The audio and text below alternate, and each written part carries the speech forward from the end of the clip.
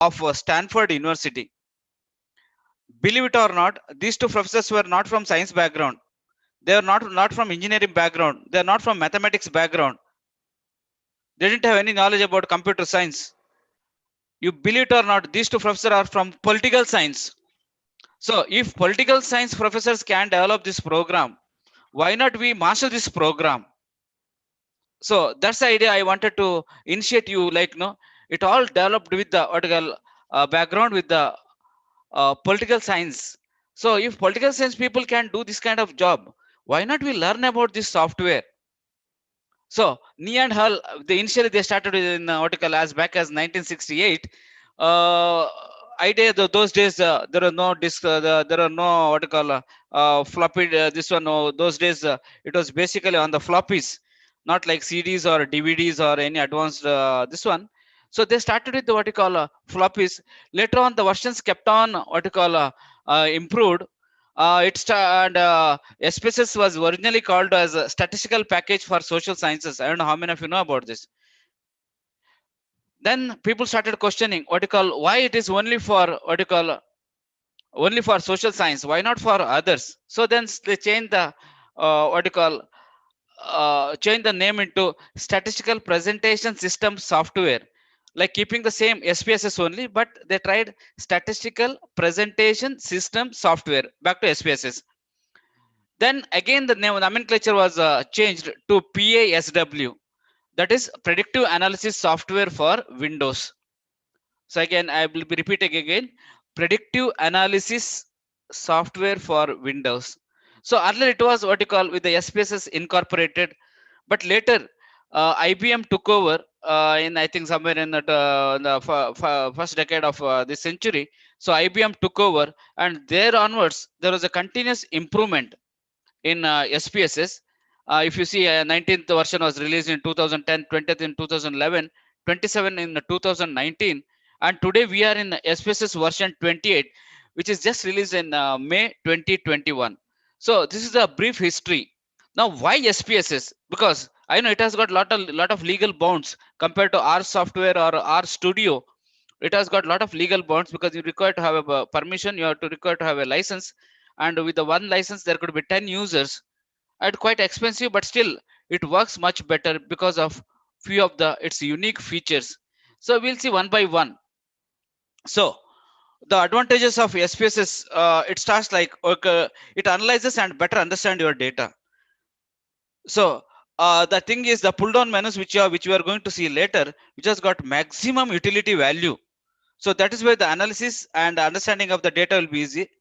And with any number of rows and columns, you can solve very complex research problems. And there is a user friendly interface. Now, what do you mean by this user friendly interface? There is a help file which can always help you out to go into the what you call a complicated mathematical functions. And remember, I know when you talk about social science researchers, they're wary of statistics and they're a bit scared of statistics. Remember, I'm a psychologist and I teach psychology, but I love statistics. Why? Because it's only my interest which got into this. So if you develop interest, definitely you can also master SPSS. There is nothing what you call a big thing. It's not a rocket science. So you can always master this software because it's much easier to learn this software. It's a user friendly. It has a lot of user friendly interfaces. Then especially as an advantage of understanding large and complex data sets, because you can have 50,000 data, doesn't matter if you have got a complex set of data, if you have got a survey data, any data for that matter, it can understand the things easily. And it has got advanced statistical procedures. Of course you have to master those procedures also. Then once you get the article output, the output comes with a high accuracy provided the data fed was correct. And based on that your result output and all, you can have a quality decision making.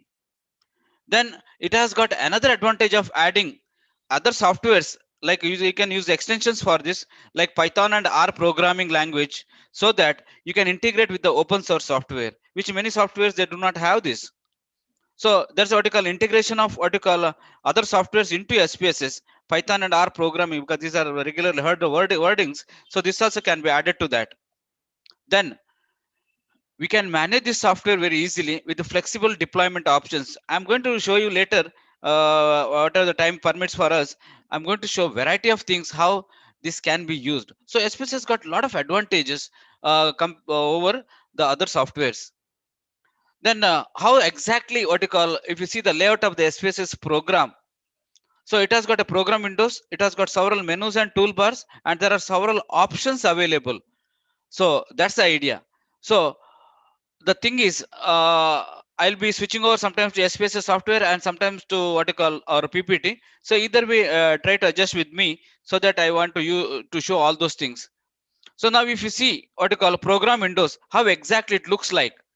So if you have got what you call your SPSS, if you have downloaded the trial versions and all, you can see how the data is being shown on the right side of the screen. With it, it typically looks like what you call one what you call Excel file, but remember it is much more than Excel file. So if you open SPSS, you will not get this kind of numbers, you will get a blank file. So in the blank file you have to enter the data, and this is called as data view. See, if you see the what you call SPSS program windows, unlike other softwares which they open up with the only single window, the SPSS has got four windows. Surprisingly, each window works by itself, or it functions by itself. So the first window usually opening in SPSS is the data view, where you are going to see or enter or import the data from other sources. So that's what you call basically the data view, where there are enough options. Then if you what you call if you see my cursor along with the data view, there's another small wordings are given like variable view. So if you click this, it will go to another window, and in this window you can define variables. We'll come to that, okay, while doing data entry and data analysis, we'll come to that. So basically on the screen you find data view as well as the variable view.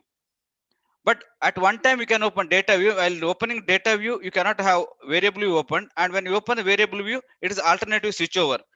So whatever the data you enter in the data view will be defined in the background as variable view. Then the third window you find is the output editor, or output view we say. So here if you see the down slide, where these are the outputs which are derived from the software, where these are the table generated once you give a command in the SPSS. So idea here is you get neat tables which can be incorporated into Word file much easier than through any other software. And there is another one is called a syntax editor. Okay, in the syntax editor, actually you get everything in wordings, where what commands you have given to do the analysis or to do any perform any functions, you get the syntax editor, where you get complete details. So this is where we are going to talk about what you call all those when we start with what you call the software. But anyway, I'm just giving a brief introduction to each of them. Then there are three file types. One is data. Usually it ends up with the what you call when ends up with the word or the nomenclature .sav, whereas in word and all we find xls or doc or ppt or pptx.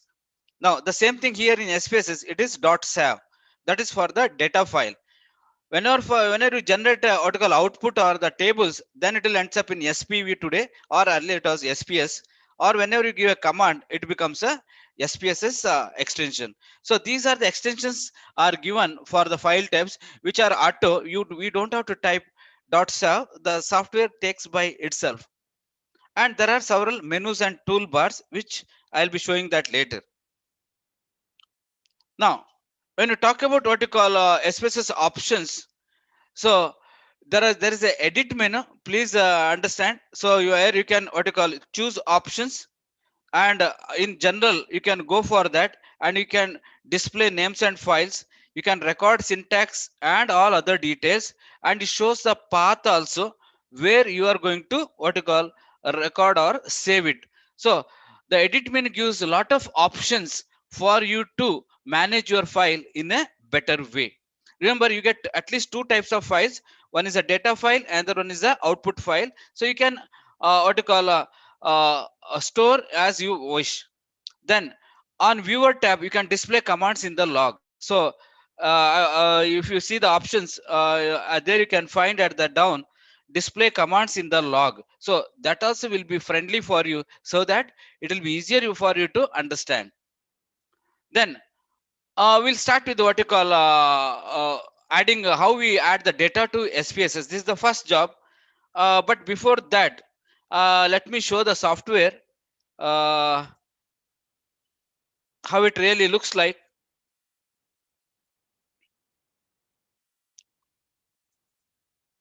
Are you able to see the screen now? The new screen with the spreadsheet? Yes, sir. Yes, sir.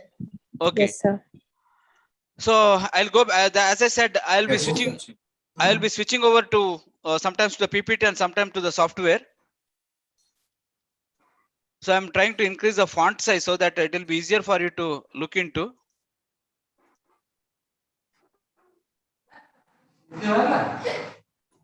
Okay. Now this is how exactly the screen looks like.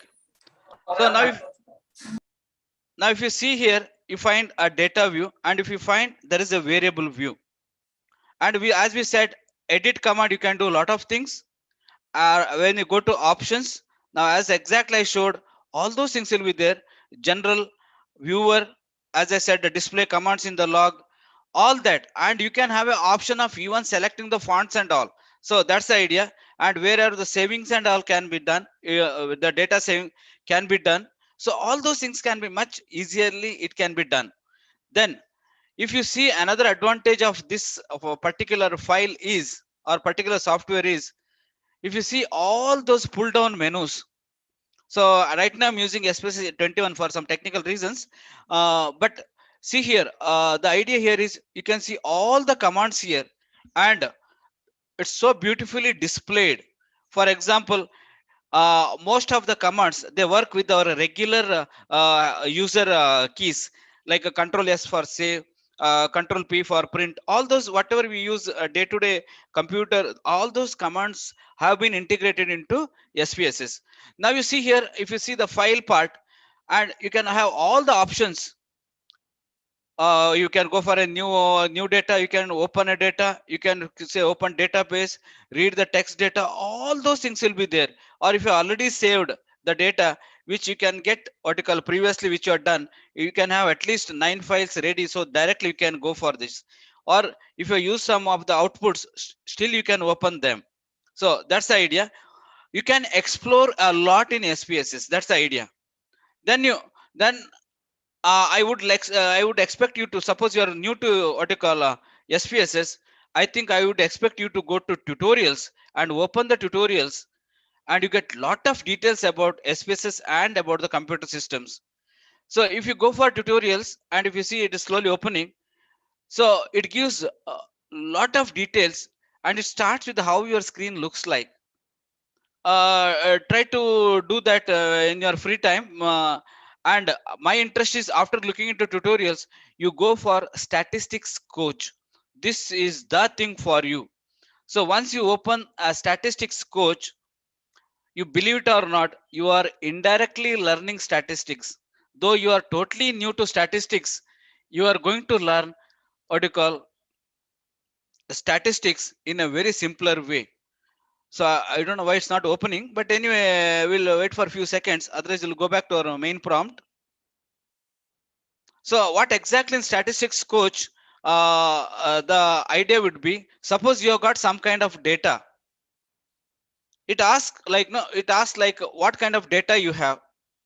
It asks if you have got data like this, you can do like this. So like that, like ready remedy is given. So if you have got 2-column data, what all best you can do? If you have got 3-column data, what all best you can do? How graphically you can present? So all that would be done much easier.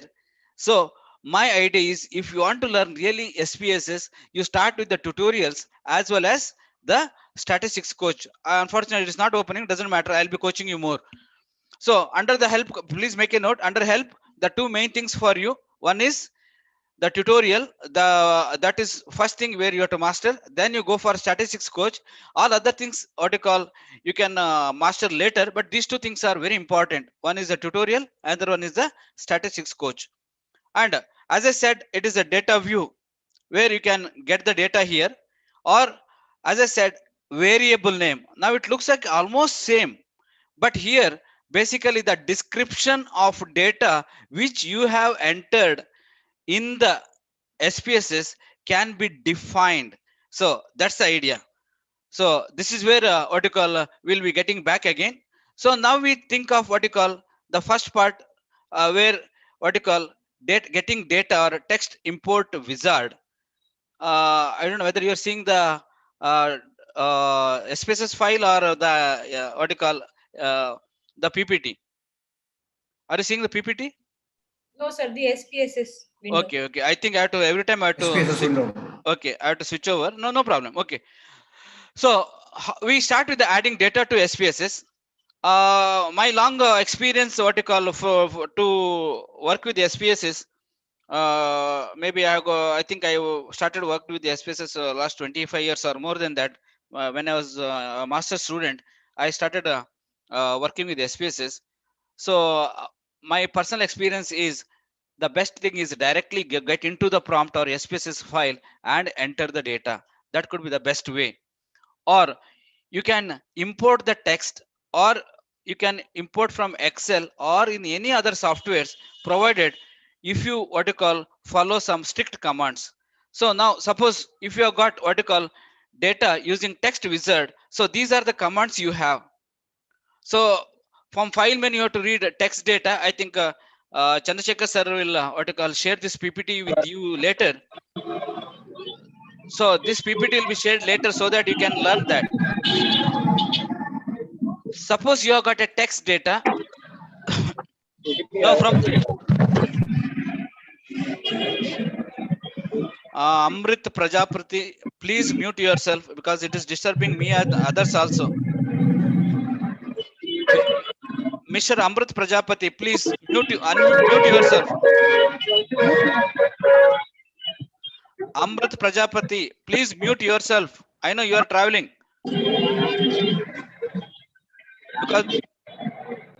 because of you the session is getting disturbed. That is why. Okay, thank you. So now what you call, you can open the data box, enter and give all those commands, and provided even in the text data, please remember it should be formatted text. You cannot keep on just typing. So if it's a text you are typed, it should be with the tabs. So with the tabs, the SPSS takes it very easily.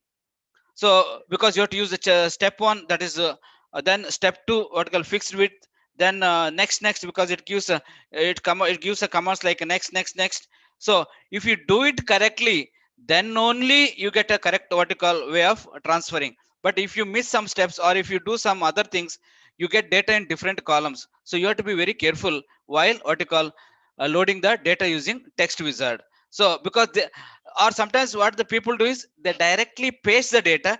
That also sometimes dangerous, provided you have to check it again. So you can directly through the text, or and furthermore you can keep on getting what you call syntax form, and you can keep on getting the data into the SPSS. And once you find that everything is intact, then you can go for a command called as finish. So but this has to be done step by step, because anyway, let's not take more time on this, because our interest is more in data analysis rather than what you call bringing the data into the software, which you can do directly. Then furthermore you can get data what you call through syntax. This is a big command, okay, where you have to keep on typing the commands, and the provided these commands what you call would be written in a correct way, in a systematic way, in a sequential way, in a formatted way, then only what you call the data will be transferred exactly into the software. So sometimes there would be little what you call hiccups there, so you have to be very careful. Sometimes you can get data what you call through other software, like what you call data editor, where I said directly you type the data entry to the SPSS through data editor, or you can import from Excel. Suppose you have got data in Excel, The other way is to paste the data, but sometimes again, if you are given some dot or something like that, remember you have to be very careful. The new softwares, they're all case sensitive. They don't take few of that what you call uh, uh, like, buttons or few of the keys. It may be the excel may allow this, but especially will not allow this. Suppose a comma is there, or suppose what you call inverted comma or something like is there in the excel, and when you paste it to the SPSS, it might be considered as zero. So you have to be very careful, and sometimes the cell may come as blank. So you have to be very verifying it very seriously, otherwise you may lose a cell.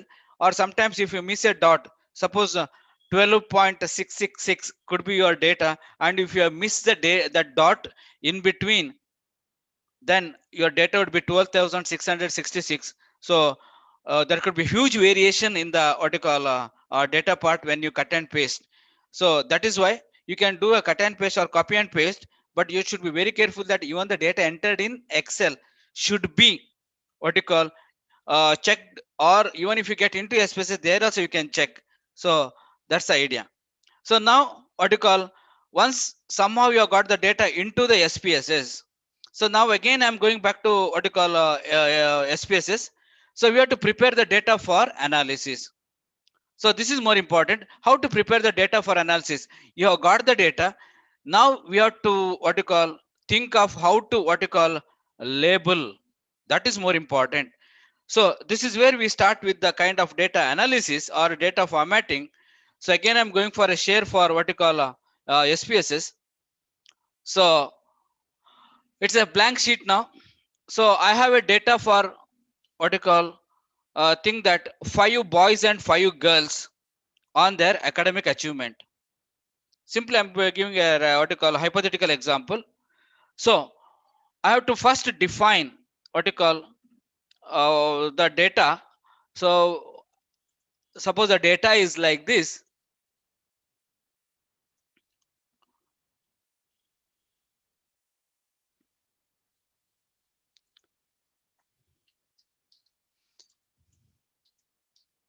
So some data on academic achievement.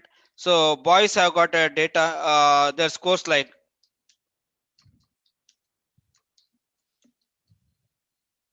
whereas girls.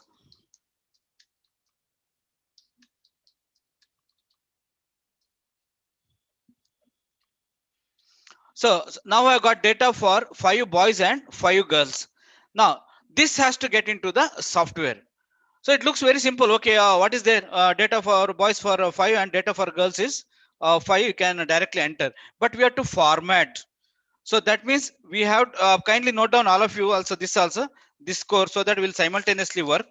So the boys have got a data of academic achievement of 25, 26, 32, 18 and 26, whereas girls have a data of scores of 30, 35, 28, 41 and 28.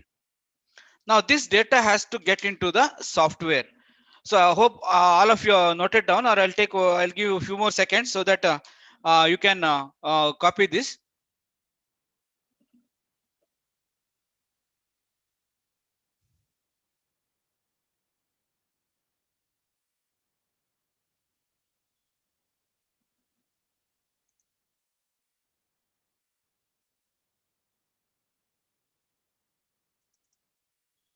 So now if you see the data sheet, first thing is defining the variables.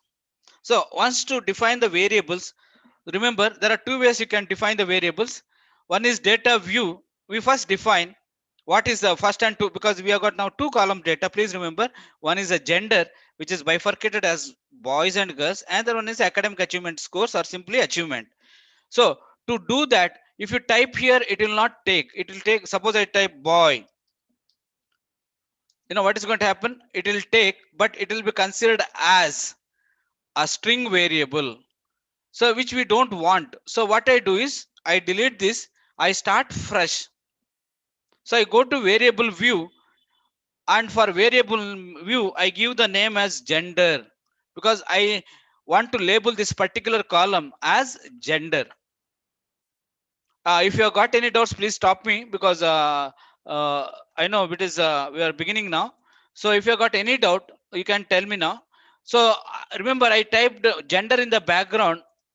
Automatically it has come into the screen on the top of the column. It has come as gender.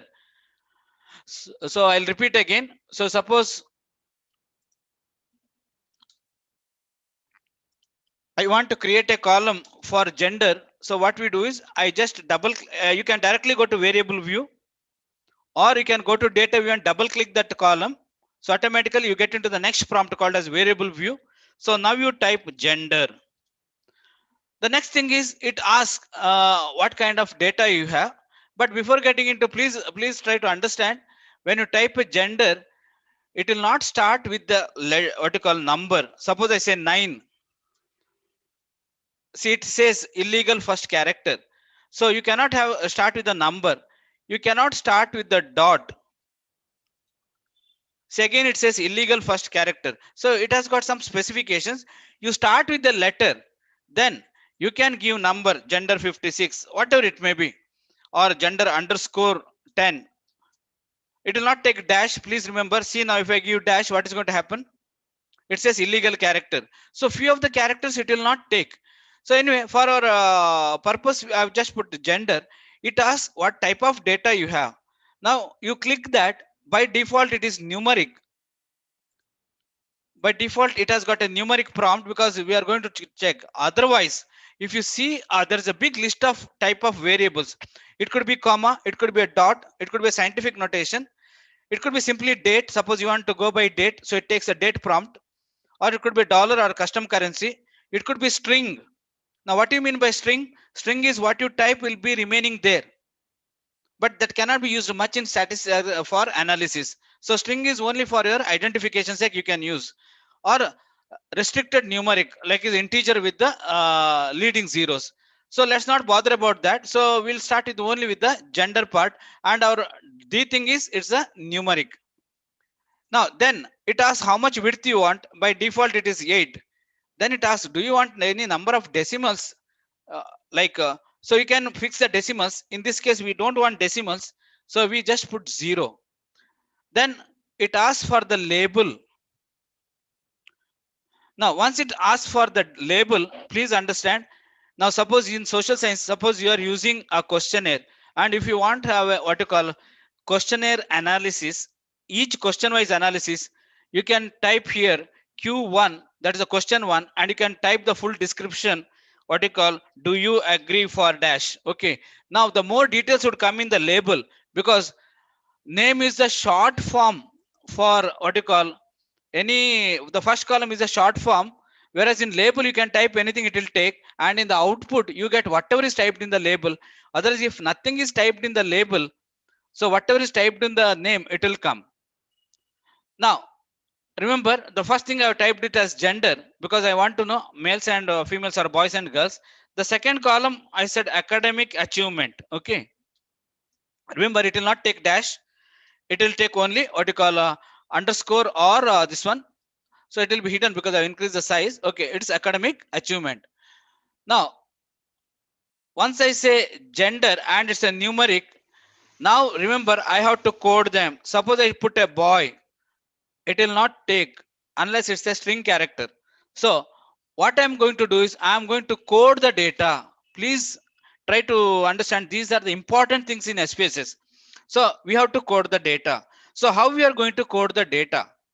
So the data coding would come like, for boy I'll give a code of 5, sorry, code of 1, and for a girl I'll give a code of 2. There is no rule that you have to give 1 and 2. You can give 101 and 102 also, but this code should be maintained. And those girls who are listening to me there, why boys one, why not girls one? You can do it. There is no what you call, there is no objection. But please see to that, you once you give a code, you maintain that uniform code. That is more important. So now what I do is I code them, and remember that coding would come in a particular column as values.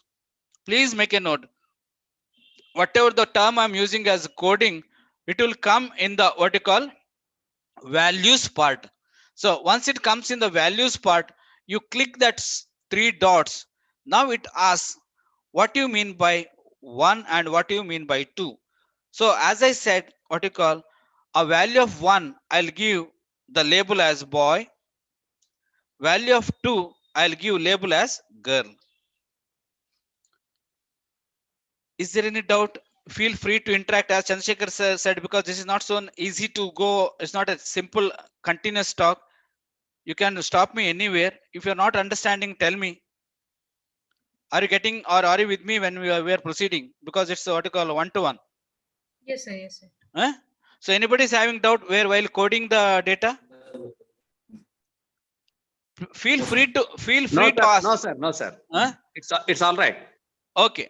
So what I have done is I have put boy and girl. By chance you say there could be transgenders also. You can go for third category and you can put TG.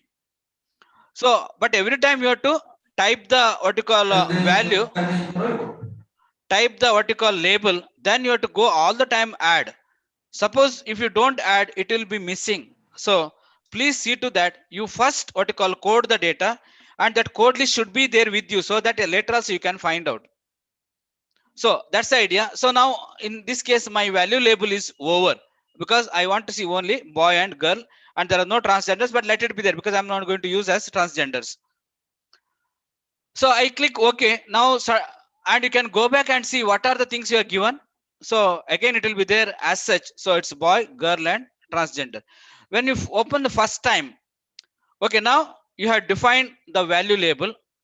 Now the next column is academic achievement, which are running scores. Please understand there is a difference between a categorical score and a running score.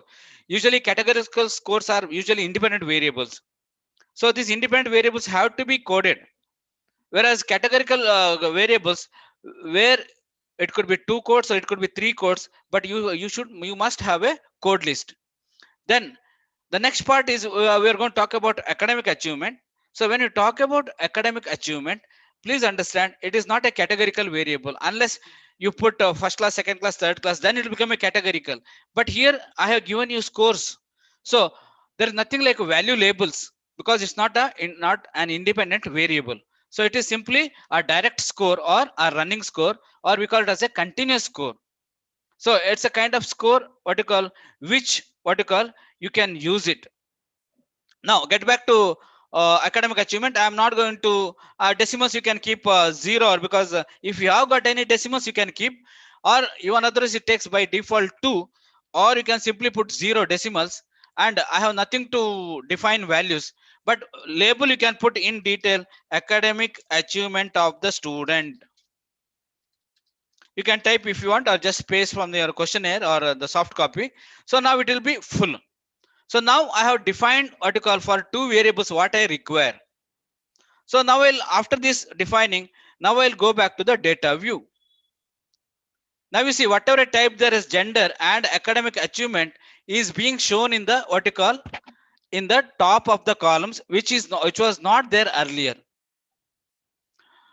Now what you call, now I have to start what you call working on this. Whenever you do the what you call first time you install the software, you get like this. So there are 5 boys. So the code I have given is 5 times boys I type, and the code for females I have given 222. So 5 times. When you what you call use the software first time, this way you are going to look into. Why? Because in a view you are not highlighted the value labels.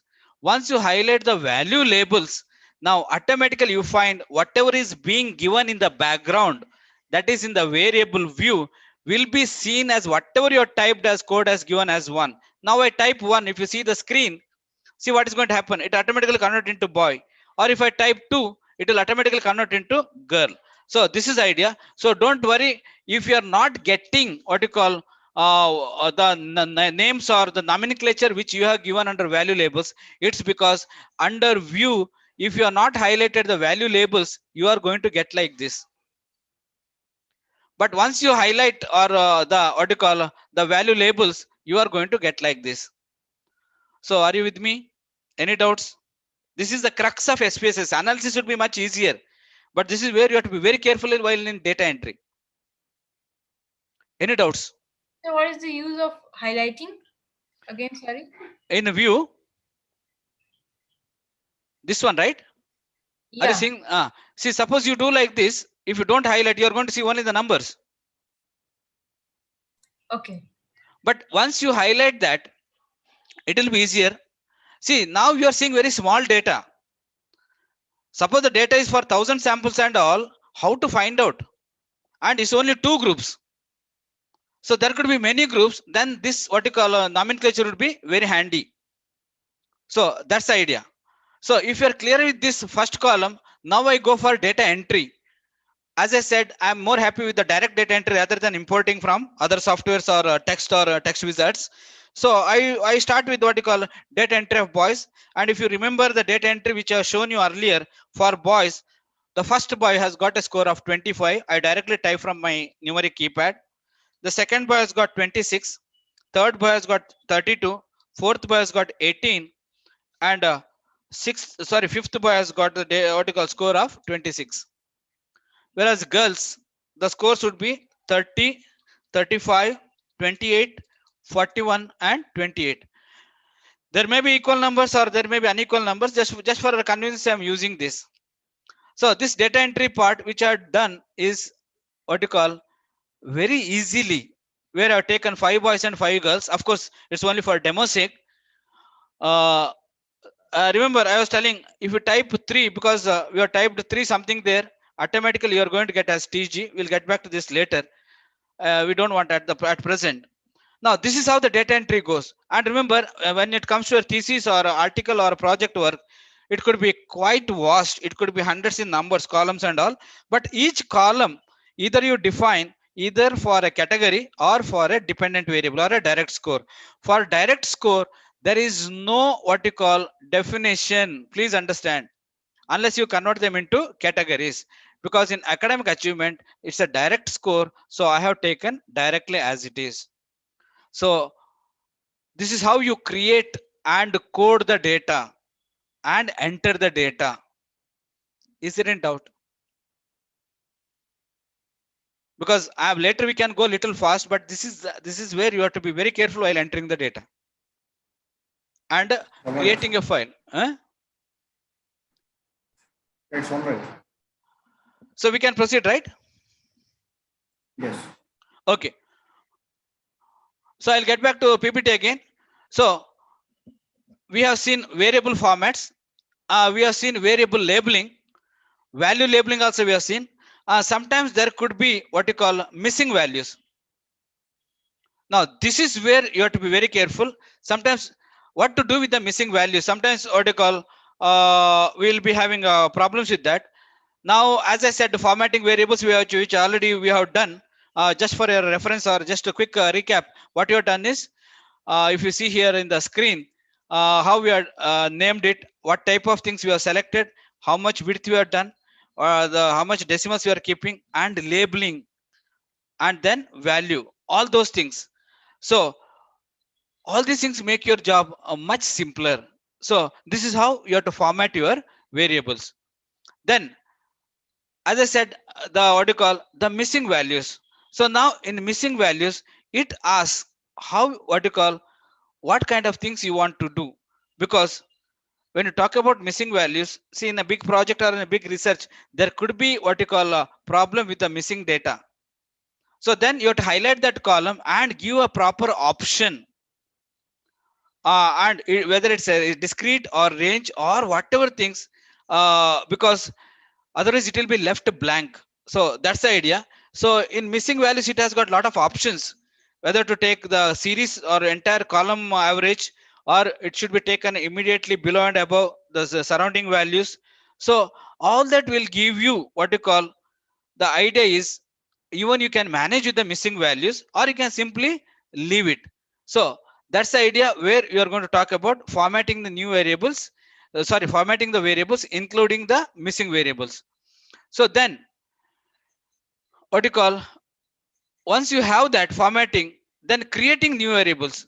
So there could be coding and recoding, there could be new computing new variables, there could be ranking of cases. And again, it depends upon how you give date and time variables, which are not used much in what you call analysis, only for your reference. I think nowadays if you go for a Google form, this date and time variable invariably would come. And how many of you seen in the Google form the date time, it could be including the seconds it would come. So but whether to use it or not, that is more important. So that's the idea. Then recoding the variables, I'll come to this how to recode that. Okay, because sometimes we have to transfer the data into a this what you call a new variable, where we are going to talk about. I think somebody has putting a line. Please erase it, or I have to block. So the idea here is you are recoding. Suppose you got 1000 data with you and you want to put into only three categories: low, medium, high. You cannot look into each one and put 1000 times. So there is a ready option available for recoding, which I'll show you later. So then it will be easier. So you can even record the variables. I'll show you with an example, then it will be easier. Then we can compute, you can multiply, you can add and all. So that also I'll show you eventually. Then creating a new variable, ranking, everything will be done step by step. But my more interest is doing data analysis. That's where our interest lies. So having this much, what all we are going to do is what you call, I'll explain this again when you go to the frequency procedure, how to explain that, this one, then descriptives and all, cross tabulation, and also we'll be discussing. I'll use some other software, how the means output. Then even how to what you call take this output into word file, so that your work will be less. And sometimes in the previous softwares there is no transfer of what you call export of these values into the word file. You need to what you call, type it again, or you need to take a printout and then again retype on the word file. But nowadays that option is given, like you can directly export it to the word. That also I'll show you. Then you can edit, that's also one good thing. Then export, as I said. Then these are the things we are going to do. Apart from descriptive statistics, we are going to do what you call, do some statistics on predictive statistics like correlation and regression. We will be continuing even what you call inferential statistics like t-test and ANOVA. So depending upon our time till 1 o'clock, so whatever we can do our best, we can go ahead. So now we start with the actual what you call software part, where we are going to work with the software. So we start with the simple aspect. Before starting any analysis, any of you got doubt in the software part or the introductory part? Feel free to ask. No, sir. So we start with the simple analysis. Okay, we start with a very simple analysis, where remember few of the things, as I said. There is a big what you call ocean of analysis you can see in SPSS, which are highlighted now. So you have to select. Now, while selecting, you have to be very careful what kind of statistics you are going to use. So, but my idea is, now I'm not going for what you call I will start with the descriptive statistics. What all we can see in descriptive statistics. So in descriptive statistics, if you see, the details are there. You can obtain frequencies, you can obtain descriptives, you can explore, you can have a cross tabulation, you can have a ratio calculation, you can have few plots like PP plots and QQ plots. So in social science, usually we start with the frequencies and descriptives. So now suppose I want to see, remember, what are the frequencies in these two columns in gender and academic achievement. So what I do is, I simply what you call click on frequencies. Now suppose you are new to frequencies, a word itself is new to frequencies, you don't have to bother much. Just go to help file. It gives what you call the idea of what is this frequency.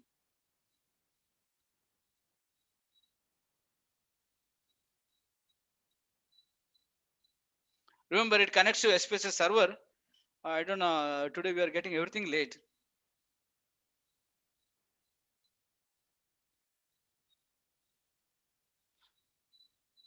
And I'll keep it what do you call, it might come a little because I'm keeping it open. So what's going to happen? It says what is the frequency.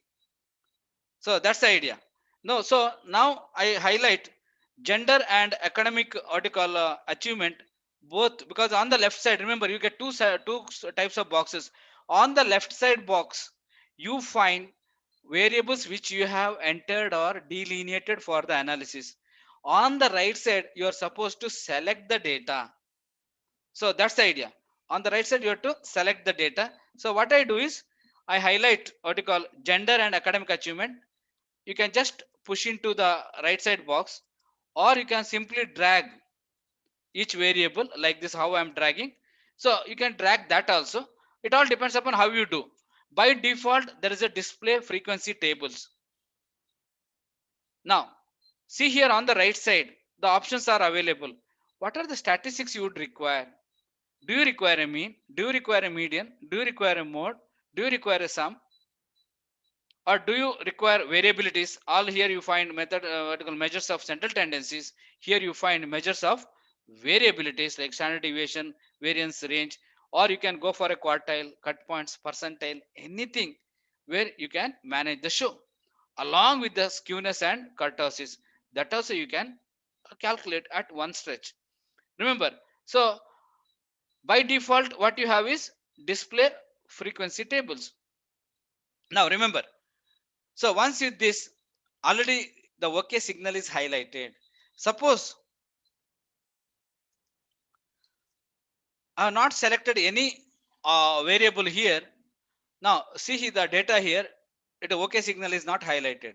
So what I do is I put the data into this. You can even generate charts. Okay, you can generate bar charts, pie charts, or histograms, depending upon what you call this one. You can even what you call draw what you call a normal curve on a histogram. You can do that. You can format in a very different way, ascending, descending, whichever way you like, where you can select the option here. All that you can do. And there's a bootstrap option, but anyway, you don't use this much. Okay. Now, remember, with these two columns, I am generating just frequencies. So the OK signal or the OK is highlighted. So I just click OK, and a new window is opening, and you can see what you call already the data is being generated. So I'll go back again because there is a what you call, remember here the 11th case was highlighted, but there is no case, so I delete that. So there are only 10 cases. I go back again to the frequencies, analyze descriptive frequencies. You can take a picture of this or make a note of this, how to generate a frequency. From the menus, choose analyze, go to descriptive statistics, and go for frequencies. And once you have got the frequencies, put them into the right side box. You get very simply what you call the data. Now it gives a summary first. So how many valid cases have been considered? Any case is missing, that also is being given. Now you see here in frequency table, so there are 5 boys and 5 girls have been given, and the percent is exactly 50-50. Valid percent also 50-50. Cumulative percent goes to 100%, 50 plus 50, 100. But anyway, for us, the more important is what you call, what is the frequency and what is the percent. So this is optional where I'm highlighted. You can even delete that. You can edit that. Likewise, what you call academic achievement, which is how many of them have scored 18, how many of them have scored 25, how many of them scored 26. Each one with the percentage you would get. Now remember, how many of you have the idea of normality check of the data? Very important nowadays, especially while publishing in high standard or high quality journals. Whenever you go for Web of Science or Scopus Index journals, even UGC care list journals, nowadays when you publish an article or in your thesis, please go for normality check of the data. Any idea about normality check? If you don't know, you can tell me don't know, doesn't matter, because I want this session to be more interactive than one sided. Sir, See, for sir. the frequencies part, I could not see the chart there. It is only showing the boy and the girl the marks. The frequency chart is I, not ha- being I have not given the displayed. options. I have not given the options. I'll do that. Okay.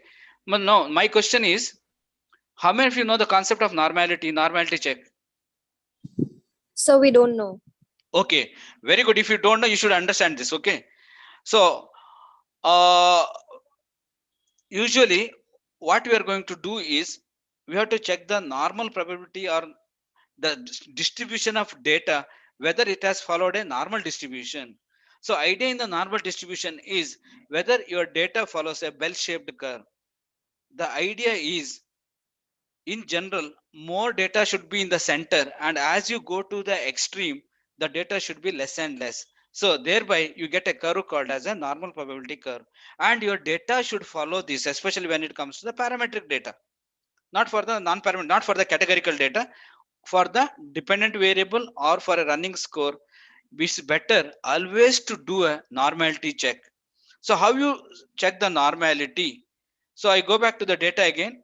So to check the normality, you go to analyze, descriptive statistics, then again go to explore. Please make a note. From the menus, choose analyze, descriptive statistics, go to explore.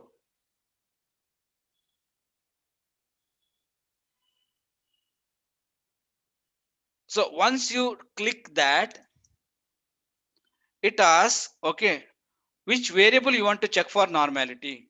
So the dependent variable is what you call the academic achievement. Your factor list could be gender. I am putting that. For me, more important is going to the plots and see here normality plots with the test. This is more important because now the data is only 10. Suppose there are 500 data or 100 data is there. Now normality plots with the test is you have to do. So with that, I'll continue. So I'll click OK. Now I get a series of tables. I go to tests of normality. See here. Are you seeing the test of normality? No, sir, nothing No, is sir, in. nothing is showing. Huh? No, it's not showing. No, sir. No, sir. Can you see now?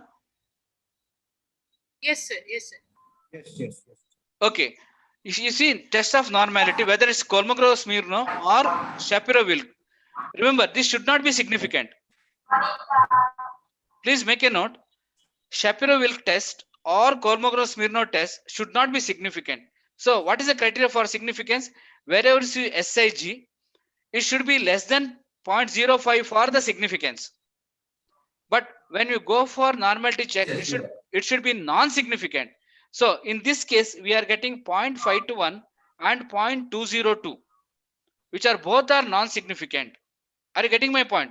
If it is below 0.05, then it is significant. If your significance columns, whether it's Kolmogorov-Smirnov or Shapiro-Wilk test, if it is 0.05 and below, if it's 0.05 and below, then it is non-significant. Sorry, 0.05 and below, then it is significant. If it is 0.051 and above, then it is significant. Now, why I'm telling this? Because if your data doesn't follow what you call normality, instead of doing parametric test, you have to go for non-parametric test. Are you getting my point? So what exactly is the meaning of normality? Normality is it's a set of expected standard from the data. Okay. Where, as I said, it's a kind of normal probability curve. When you plot this data, whatever the data you obtain and put under what you call a frequency polygon and smoothen it, you should try to get a, or you should able to get a what you call a bell-shaped curve called as normality. Now why we do this? Because to remove the outliers, sometimes data extremes will be there, they spoil the originality of the data. So that is why these journals or the nowadays the examiners might ask you, have you checked your data for normality? Remember, this is only for continuous course, not for the categories. Are you getting my point? Not for categorical data, not for independent variables. The normality check is only for the data which are in the running scores. As I said, academic achievement, as I said, or it could be sex, any of the things, or socioeconomic status in numbers, not in categories. So all that. So are you getting, and it should follow that distribution where you find majority of the cases in the center, and as you go to the extreme, less and less number of cases should be there. So this is the rule, statistical rule, normal probability distribution. And how to check that? Through at least two of the tests. One is Kolmogorov-Smirnov test or Shapiro-Wilk test. Now if you see the Shapiro-Wilk test or Kolmogorov-Smirnov test, now you find it should not be significant. The criteria for significance is 0.05 and below. If you see here, it is 0.5 to 1, not 0.05. So that means much above. That means whether Shapiro-Wilk or Kolmogorov-Smirnov, both the what you call data, the significance you find non-significant ones. That means it has followed the normality assumptions. Are you getting my point? So, sir, 0.5 below 0.5 is the right way. 0.05 is not what you call, the significance indicates that the data is not following normality. Okay, so it should be less significant. It should be towards the non-significant side. Yeah. It should be more towards 1, not towards 0. Oh, okay. Okay, It because should be significant. yeah, it should not be significant. Okay. The significance we start 0.05 and below. Okay. Why I'm telling, in this case you can go for easily any parametric test.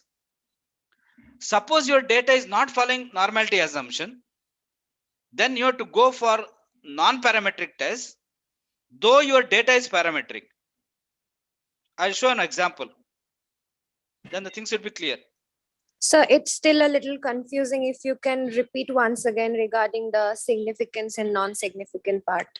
Okay, the first thing in research, okay, I think I had to go for a little more extended this one.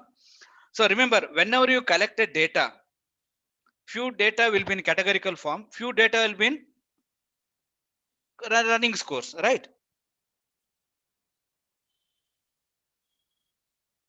Yes, sir. Okay, now don't bother about the categorical data because they are called as distribution free data, because whatever the data you get, you have to consider. But whatever the dependent variable or whatever the target variables you have collected, they should have a normality assumption. Now what is the meaning of normality assumption? A normality assumption is whatever the scores you obtain, they should concentrate more towards a measure of central tendency. There should not be too much of widespread of scores. Indirectly, I'm talking about the heterogeneity of the data. The more data is your heterogeneous, you are likely to lose the significance of your study. That means what? Your data should be more homogeneous. The more homogeneity of the data, that means what? More data is centered around the mean, which is in the center. And as you go from the center, you find less and less number of data. So automatically making a curve called as normal probability curve. So whenever there is a free time, look into what you call more details into the net or in a textbook about normal probability, normality assumption, you get to know. Now how to get to know that my data is normal, following normality or not? Through one of these tests called as Kolmogorov-Smirnov or Shapiro-Wilk test. So once you apply that, remember this depends upon more of skewness and kurtosis, too much of spread of the data. If the data is too much of spread is there, too much of heterogeneity is there, that means too much of high lows are there, that means your data is not really good ones, because the sample is not a good sample, or the tool which you have used may not be a good tool to measure what you intended to measure. At that time there will be too much of heterogeneity in the data would come. So how to measure that heterogeneity or homogeneity? So you come to a normality test called as Shapiro-Wilk or Kolmogorov-Smirnov. So through that test procedure, when you apply this test, you should get a non-significant value. And what is this non-significant? Here it should be 0.05 and above. If you get, then it is non-significant. If you get 0.05 and below, then it is significant. Is it making sense? Yes, sir.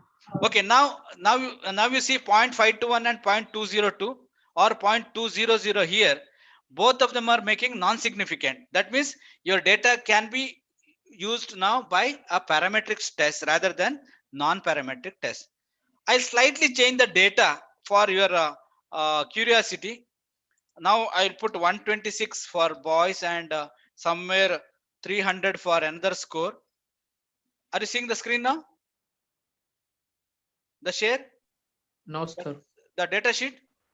No, sir. sir. Okay. Now? Yes, sir. It's visible now. Okay. Now what I've done is I've made 300 and 126. These are the typical outliers. Now I again go for normality check. See what is happening. I'll give the same commands and I go for normality check. I go for a test of normality. See what is happening with the boys. See what's happening with the boys. Now, Gus, I have not changed the data, so it will remain same as previous one. But in the boys case, it says your data is non-normal. Okay, sorry. Are you seeing the screen, second screen? That's a problem. No, here. sir. Okay, I think now you're able to see. Okay. So now I regenerated the test of normality. See now it is now changed. The value has been changed. You're seeing the output, right? Yes, sir. So now it is 0.053, more towards non-normal condition. Why? Because now you see the scores back.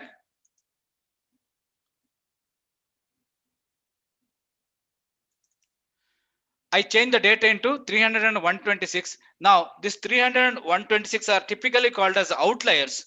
So that means these two scores are really spoiling your results. So in such case, you cannot reject your data. Instead of doing a parametric test, you have to go for a non-parametric test. Is it clear now? Any Yes, sir. doubts? Any doubts? So the first rule of your what you call analysis is check for the normality. If it follows normality assumption, when Shapiro-Wilk test shows or Smirnov test shows non-significant value, then you can proceed comfortably for a parametric test.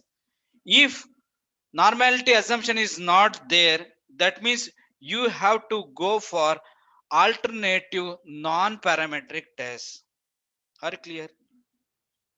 Why I'm telling? Because you are a budding researchers, most of them are social science researchers. You need to publish more articles, and nowadays publishing in any local journals or a one day publication or 1 week publication will not hold good for your this one. No points for there. So you need to publish in a standard journal, internationally reputed journal with high impact factor. All these things are very important, because the first query would be, have you checked your data for normality? So please keep in this mind. We'll proceed further now. Okay, now we have seen what you call the idea of what you call normality check. You have seen even the descriptives. Now we go for cross tabulation. In between, somebody wanted to see, she has not seen that plots. I'm going to generate that also. So whoever asked that question, go to charts. Okay. There's which screen you are seeing now, by the way? The data format or this one? Data. So Okay. the format. Okay, so go to analyze. Okay, then go to frequencies. Then I want to generate a chart. Okay, click on the chart. So I want a bar chart and I want a histogram. Okay, show normal curve, because somebody is asking what is normal curve. Okay, you can check that also. So histogram with the normal curve. So I'll just continue and I click OK. See, for gender we have no problem because it's 50-50. So the curve has been obtained like this. See, for the what you call, Sir, it's not showing. okay, sorry. The curve is not showing. Okay. This is the problem with the online class, because in offline classes it's much easier. Okay, are you seeing now? Yes, sir. Yes, sir. See now what is happening with the curves. See, the first curve for gender is 50-50, so it's exactly normal, and which is of not much of our interest. But see here, we are supposed to get a curve. If I'm showing like this, okay, if you see my cursor moving, it should be in the, here should be the peak, then it should come down like this. But what has happened? Our score has been switched over a lot to the left side. There's a lot of skewness. So that is why the normality assumption was not there. Are you finding now why it is not this one? Yes, sir. Okay, now I go back to the data, remove that 300 and this one. And I will not show you the removal of 300 and all. I just put some random scores, 26 and 26 again. Now again I generate what you call the frequencies with the this one. Now you see what is happening. Are you seeing the what you call the graph now? Yes, sir. Yes, sir. See now it is exactly in the center and more scores in the center loading, and as you go towards the extreme, less and less number of scores.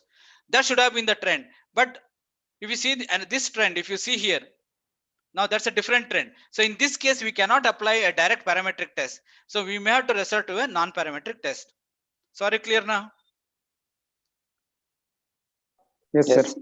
Okay. So the rule of the thumb is before you start your data analysis, go for a normality check. Okay. Now we'll slowly move on to the other types of tests. Okay. I'm going back to the data part. So hope you are seeing the data sheet. Yes, sir.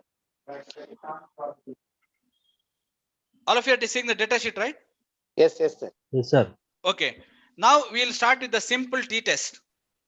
Anyway, we are what you call, we are doing only part of SPSS because with the limited time, we are left with another less than 50 minutes. Whatever you can do, we'll do. So suppose if you want to do a t-test, remember there are three types of t-tests. One is independent samples t-test. Earlier it was called a student t-test and unpaired t-test. But the latest nomenclature for two group difference test is independent samples t-test.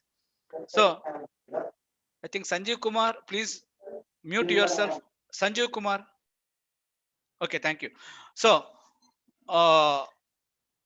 in what you call analyzing two groups differences, we usually whenever again you are learning statistics, so whenever you want to see the two groups differences and the data normality assumption is there, typically we go for independent samples t-test. Now how to do an independent samples t-test? Kindly note down the commands. So the commands are from the menus, choose analyze, compare means,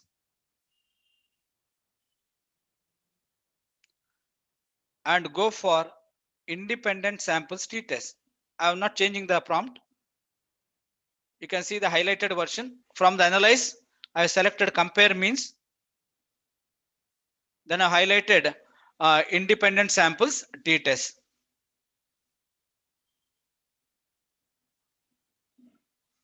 Analyze, I'll repeat again. From the menus, choose analyze, compare means, and independent samples t-test. So once I do that, I click that. Now again, you find left side box and right side box. So in left side box, you can find what you call the variables which are already entered into the software. On the right side, everything is empty. So now we have to get the variables into these boxes. So our test variable, which one we want to test is our academic achievement. That is more important. We want to test what you call academic achievement. So we go for test variable as academic achievement. Our grouping variable, if you see, it is gender. So I can bring it or I can highlight. But it asks define groups.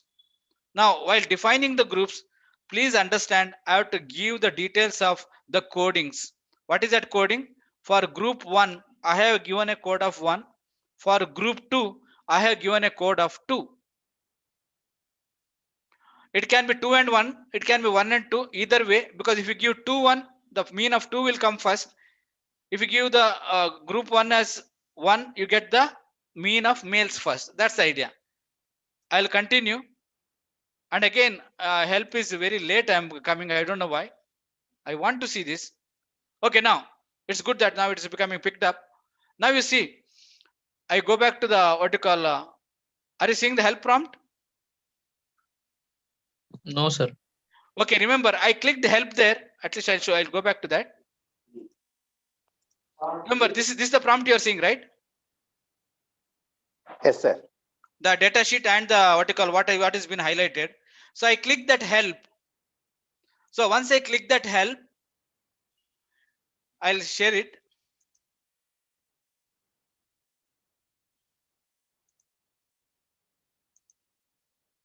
Are you seeing the the new share? Yes, Yes, sir. sir. Yes, sir. Yes. Okay, now in this, you believe it or not, it gives a complete description of the test. Suppose you have no idea about independent samples t-test. That's why SPS is, I said, with lot of interfaces, lot of user-friendly issues. It is so famous. Now it says, what does exactly independent sample t-test is? It says it's a procedure compares means for two groups or cases. It asks what are the other details required. It gives an example. And it says what are the things you can generate from statistics. And if it showed down there, it says what kind of data you have. Suppose I click this. Now the data should be how it should be. What is your assumption? Everything is given. And there are related tests. That means what? If you want to explore SPSS and you want to study with the SPSS, you believe it or not, you are indirectly studying, learning SPSS along with the statistics. You get lot of focus on statistics also, not only SPSS. And on the left side, you can learn help on any of these methods. There are several such things. As that's why I said, SPSS is an ocean where you can be completely immersed in that lifetime. So that's the idea. So you can get into help file and you can get more details if you want to know. So I'll get back to the original screen of our statistics screen. So I'll go back to that. So are you seeing again the data part? Yes, sir. Okay, now I reset everything for your convenience because you may have forgotten. So gender I take as a grouping variable and I have to define groups. I have given 1 and 2. Suppose there are 5 groups, you can compare any 2 groups, 1 and 3, 2 and 5, anyone like that. So it's your choice. Then take academic achievement into test variable. Then it asks options. What is your confidence interval percentage? Usually kept at 95% or 0.05 level, which is supposed to be significant ones. Then there are missing values are there. You read it. Then there are other things. So other things are we are not bothered because our OK signal is already highlighted. Now tell me in classroom, how much time you have taken to calculate an independent sample t-test? 15 minutes, 20 minutes? Remember, you have to calculate the mean of each series. You have to calculate SD of that. Then you have to use the formula mean 1 minus mean 2 divided by square root of a big thing. So you must have taken at least 15 to 20 minutes to calculate an independent sample t value. Hope you remember. If you go back to your master degree classes or undergraduate classes, you must have taken at least 15 to 20 minutes, right? Yes, sir. Yes. Now I have highlighted all. Just see how many minutes it's going to take. Your results are already there.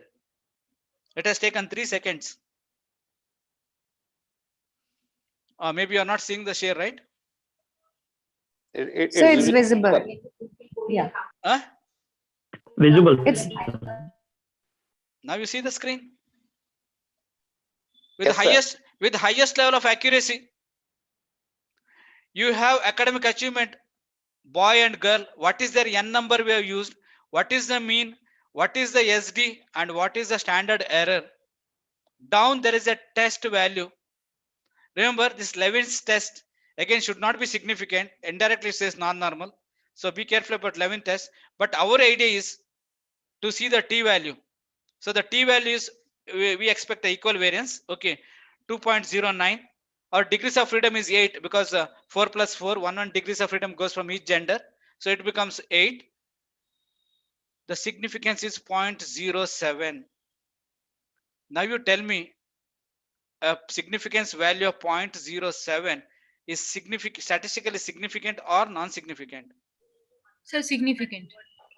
No, non-significant, sir. That is. Whomever is answering a girl here, can I'll just come to the screen. Who is answering the girl?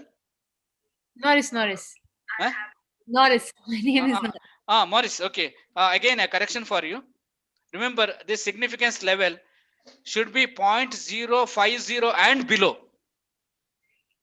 Okay, which makes it non-significant. No, No, no, no, significant. significant. Okay, significant, right? Any value 0.050 and 0.050 below 0.05 and below is significant.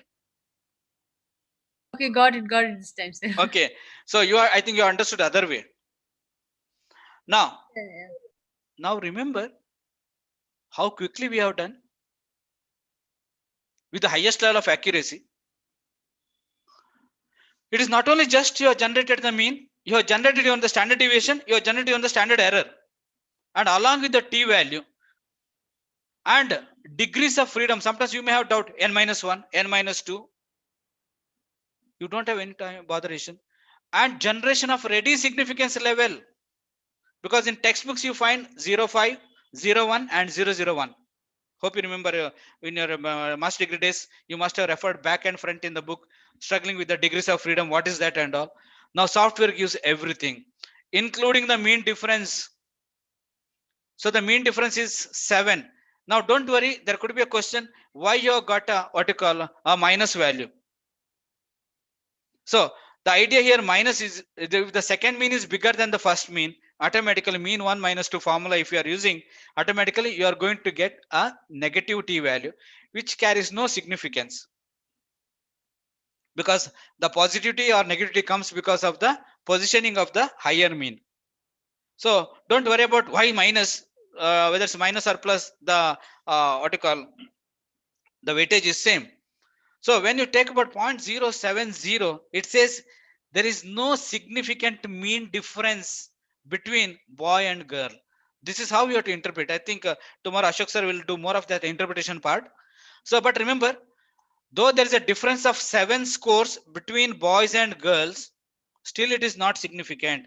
That means statistically, the boys and girls are scored equal. Comparatively, girls may high, but statistically, strictly speaking, there is no difference. Are you getting it? Is there any doubt?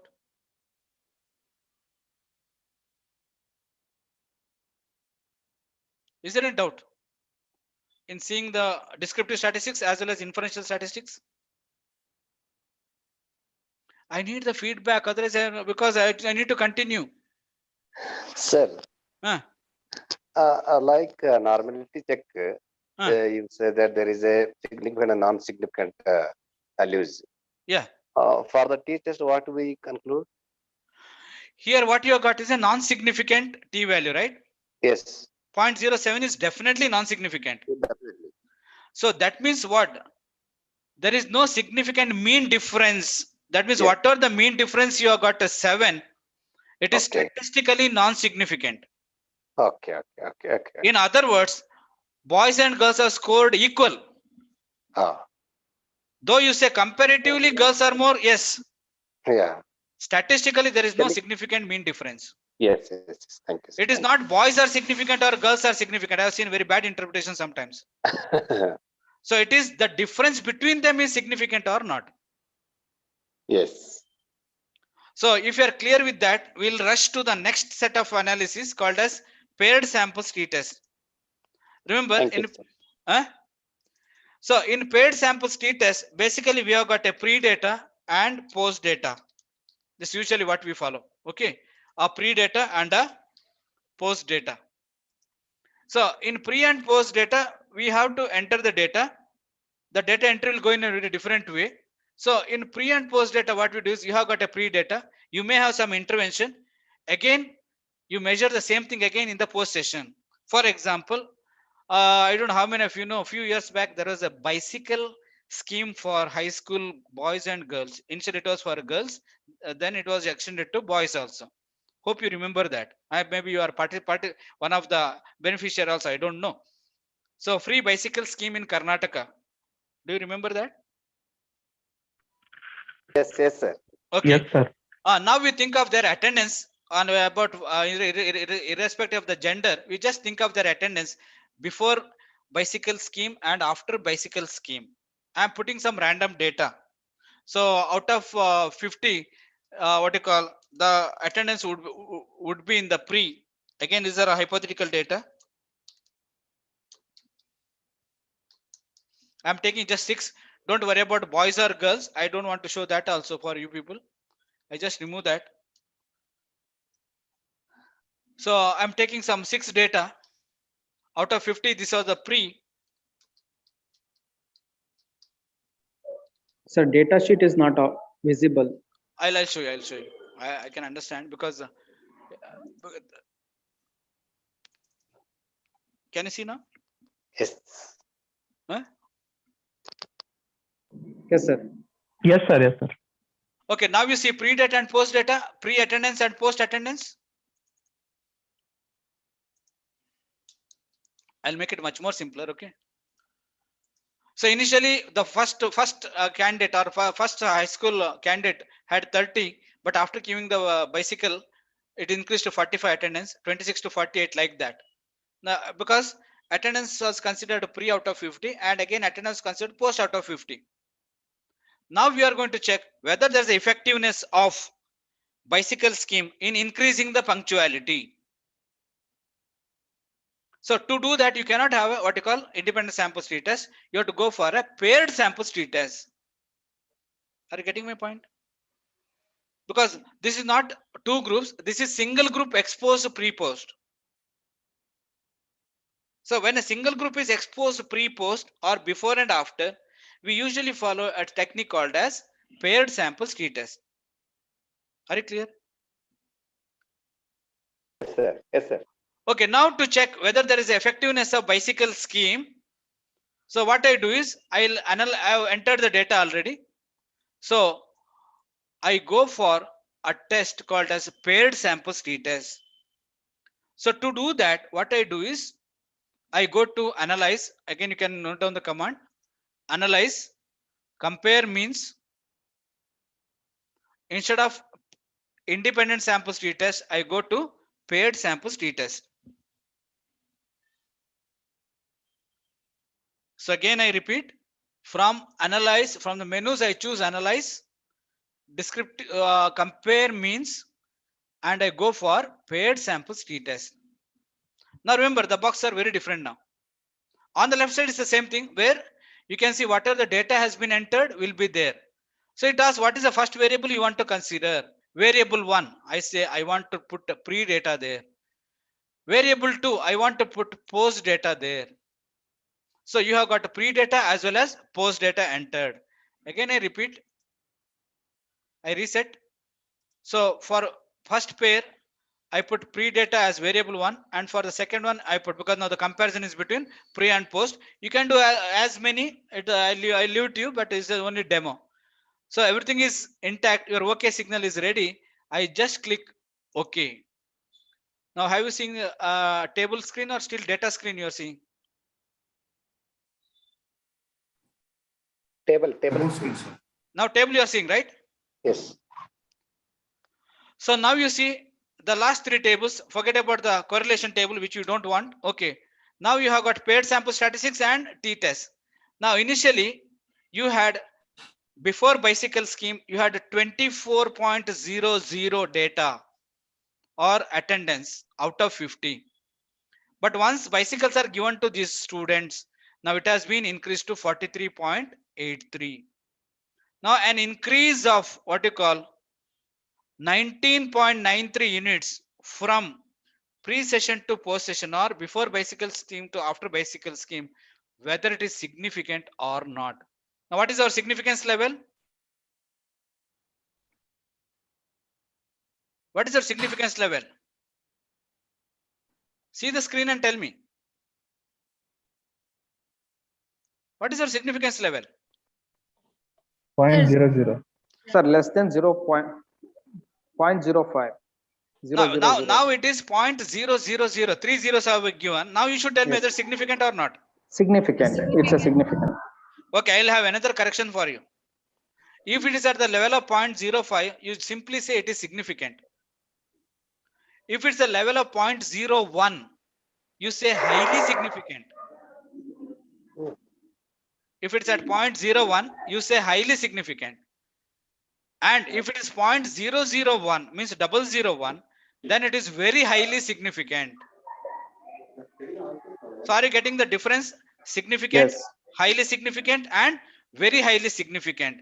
Why I'm telling this? Because it shows the severity of the effect. So now you see 0.000 in while explaining 0.000, we'll not put 0.3 zeros. We'll make it as 0.001. So that means what? The obtained t value of 11.398 is highly significant. Significant. Is very highly significant at 0.001 level. That means an increase of 19.9383 units has again, means the students have increased their punctuality by 20 more extra classes compared to the pre-testing. Hmm. Are you getting it now? Yes, sir. So see how easily to interpret and how easily to do the calculation. So any doubts in paired samples t-test? Or you want me to explain again? I don't mind explaining again. No, sir. Thank you. Okay. So if there is no doubt in paired samples, we go to another type of statistics called as independent samples t-test. So again, I'm going back to the original screen of the what you call SPSS screen, data screen.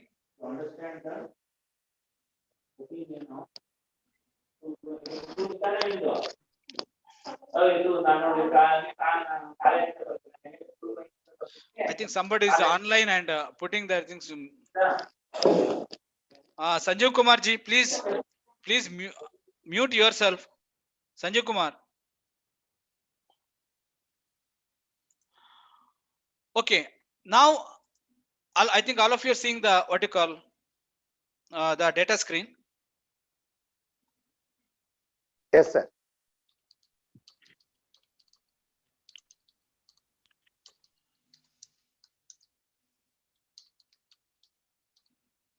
So I have put randomly 10 scores. Think that you are given a subject and you are given what you call what you have done is you have taught a group of students and you are given a test out of 100. Now you expect them to score minimum of 70. Now this is where we talk about comparing an existing standard with the group mean. So in such cases you use one sample t-test. The meaning of one sample t-test is you try to what you call compare your group mean with an established standard mean. So the established standard mean could be here 70 because you have taught them. Now you expect your students to score 70. But remember, the one mean is from the standard, another mean comes from the your own group mean. So in such cases, how we go about it? So to do that, you go to analyze for one sample t-test when you want to compare your group mean against an established standard to see whether your group mean is with the standard or below the standard or above the standard. In such cases, you go for one sample t-test. So to do one sample t-test, kindly get into analyze. Okay, from the menus choose analyze, compare means, and go to one sample t-test. Please note down the command. To do one sample t-test, you go for analyze from the menus, go to compare means, then go to one sample t-test.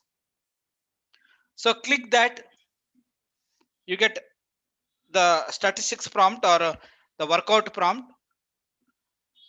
Now put the what you call scores into test variable or push into this box. And what is our expected standard that your student should get? 70. Okay, now you put 70. You can put any score depending upon your requirement. You can put you on 100 if you are taught very well and all of you want to score them 100. You can put 100, but initially we thought of 70. So whether your group mean of these 10 students will be reaching 70 or not. So in such cases, you otherwise I'll reset. By default the value is 0, so don't go for that. So put scores into the test variable, put 70 into what you call the test value which you want to test, and click OK. All other things you can check it. So are you seeing the screen again? Table screen, or still you are in the data screen? Data. Data screen. Okay, I'll share again, because the space switches over the screen. Okay, now this.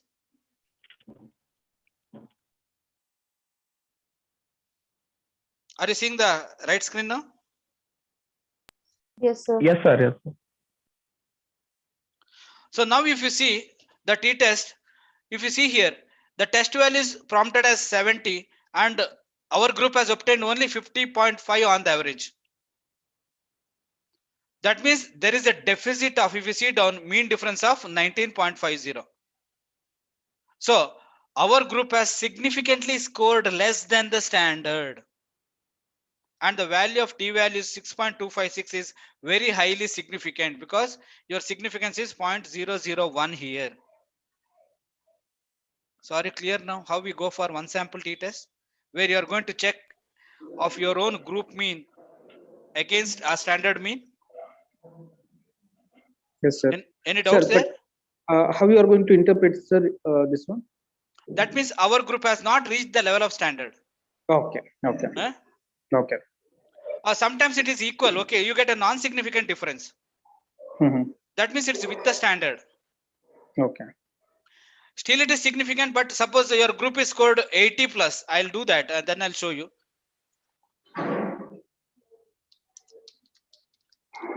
I don't know whether you're seeing the screen of this one, data screen. I've slightly changed the scores, and it doesn't matter.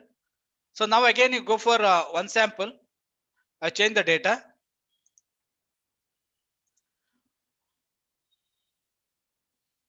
Now you see test value is 70. Are you seeing the table screen now?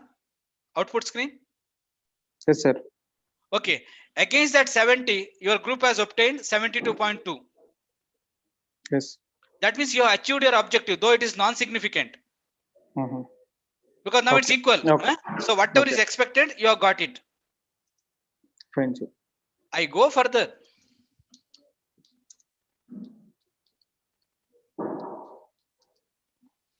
I again change some data. Maybe you are not seeing, but again I go for one sample t-test. Now see here the scenario. You wanted 72 score by your your group. Now, but your group is scored now how much? 88. 88. Now it is significantly higher than expected. Yes. So are you clear now? One is less, once it's equal, and once is more. Yes, sir. So this is a what you call use of one sample t-test. Many people don't use this. And remember, those are doing research, please understand, if you have got a ready standards with you, you don't require a control group in your research. So that's the idea. If you're using what you call a standard in your research, you can avoid control group, and the standard values themselves act as control values. So that's the idea behind. So having this, we'll quickly move on to the other things, because actually we are running short of time. Maybe Chandrasekhar sir will have to give me some other time to continue with you. But anyway, we'll continue further.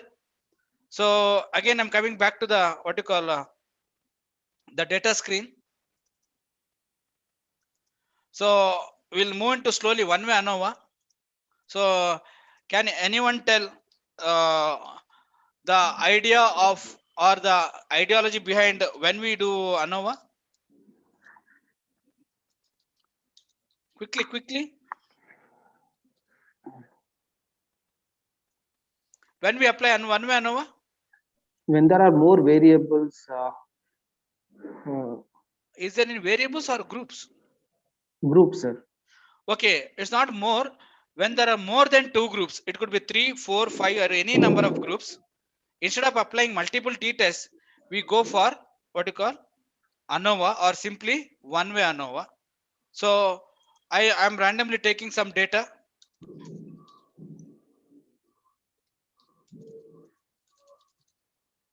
So I'm taking few males, few females.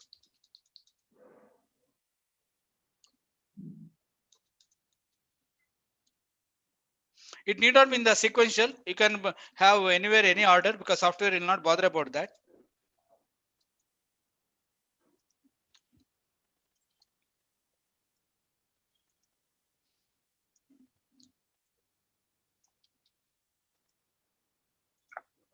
So now I have taken 8 males, then again 7 what you call female data, and again remaining 8 or 9 for transgender.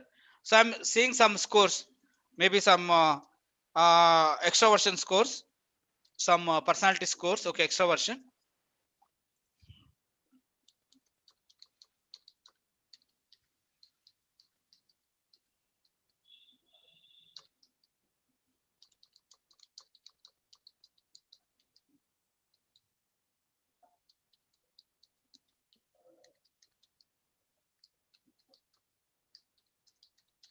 So this is the ready data which I'm showing you now. I think all of you are seeing the screen now.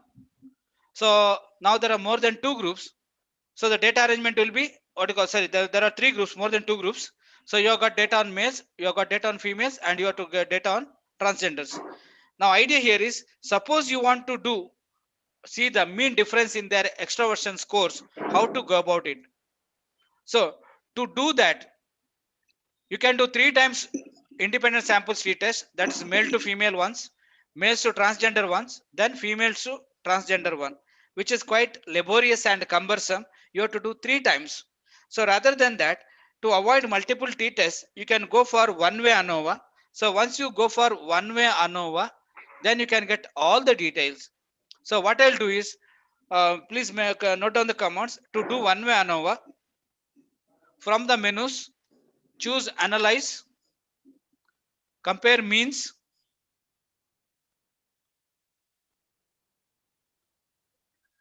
go to one-way ANOVA. Again, I'm repeating, from the menus, choose analyze, compare means, one-way ANOVA. I click that. Now it asks, what is your dependent variable? My dependent variable is extraversion score, or I simply drag it to the dependent list. You can drag many. Then what is my factor? Which factor I want to divide? That is by groups. So I put into groups. In a factor list, I put into groups. Then the options, I would require a descriptive statistics. I want a means plot also. Since there are 3 groups, I don't know what you call, whether male to female is different, male to TG is different, or female to TG is different. So there could be issue of multiple comparisons. So in statistics, for multiple comparisons, we say post hoc test. So I'll try to use the post hoc test. So I go to post hoc test issue, click there. I can go for a Shepard's test or LSD or a Duncan. There are several tests are available. So I can use any one of them. But anyway, for timing, I'll use 2. Either I'll go for a Shepard's, it's a relatively strong test. Duncan is a relatively loose test. And remember, while using the post hoc test, please don't use Duncan or LSD. Some of the journals, they don't accept. So you have to go. So you have to go for a Shepard's or one for any test. Mr. Nagaraj Naik, can you mute yourself? Nagaraj Naik, please. Okay. So you can use one of the what you call a post hoc test. Continue. So I'll repeat if you want again.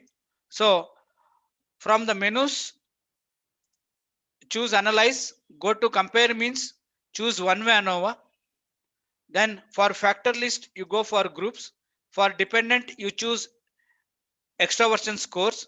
From the option, you select descriptive as well as a means plot. You continue. And for post hoc test, use a Shepard's post hoc test to see multiple comparisons. So then continue. So any doubt till this point? Any doubts is till this point? No, sir. No, Okay. sir. Okay. Having that, now I go for what you call analysis. I click OK, and the tables are generated. Are you seeing now data table or a tables? This one. Are you seeing the data table or? These are output table. Okay. Okay. You are seeing the output already, right? Yes, sir.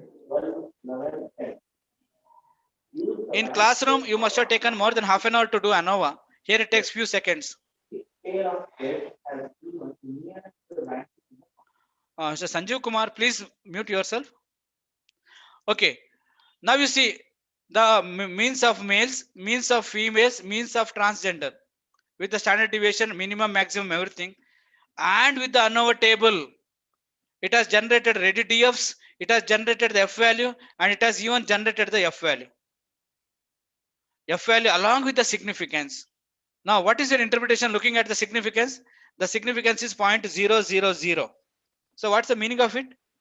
Most significant. Very highly significant. Okay, that's the statistical interpretation. By looking into the means, what you are going to say? So they all are at the equal level. Huh?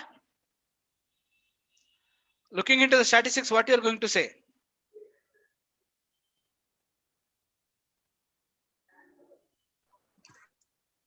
Very highly significant. Yeah. And what is the interpretation of that? Okay, statistically you say very highly significant. But what is the interpretation of it? Looking into the means.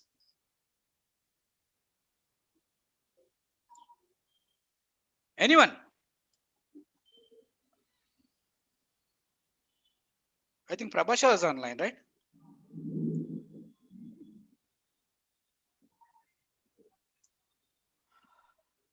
Banerjee, Prabhasha Banerjee. I think you talked something. Yes, You are sir. right. You are right. Tell me. Now you found that F value is significant, very highly significant at 0.001 level. Yes, sir.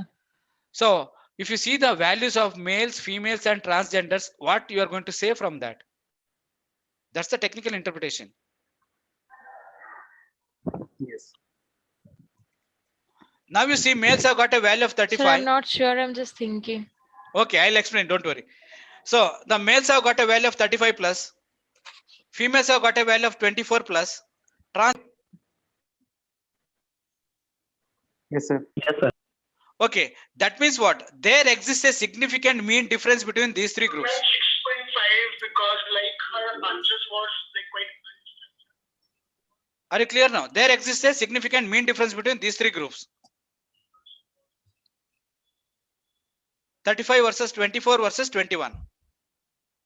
This is the first level of interpretation. Are you getting it?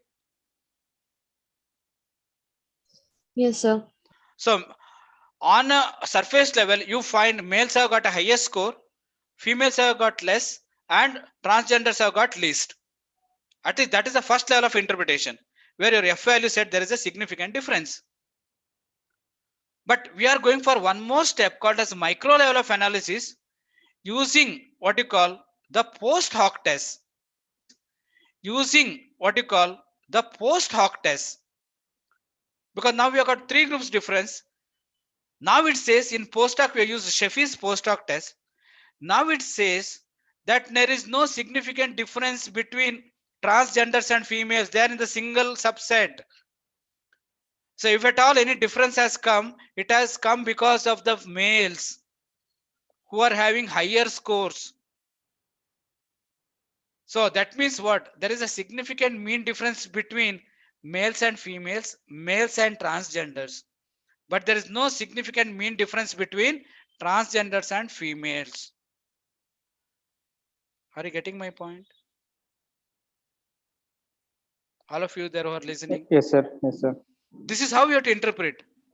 So our overall F value says there is a significant difference, but it will not tell which mean comparisons are different from each other.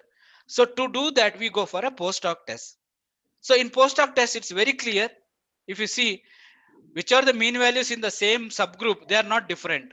So here 21 and 24, though there is a difference around 3, still statistically the mean scores of transgenders and females are same, whereas males are standing apart in the subset 2.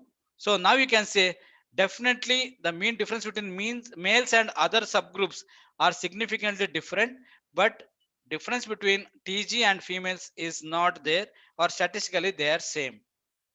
And you can see the mean plots, only male stands high and these two values are statistically same. So is there any different doubt in how doing ANOVA, one way ANOVA and doing what you call interpreting that use the soft post hoc test? Quick, because we are running short of time. So there's a little doubt regarding the interpretation of it. Where? Which part? Just if it will clear if you just repeat it, just this post hoc test. So you are understanding what are the means here, right? Yes. 35, 24 and 21. Now Yes. F test has said there is a difference. That also clear. Yes, sir. Yes, sir. Now the next step is where the exactly that difference is. Okay.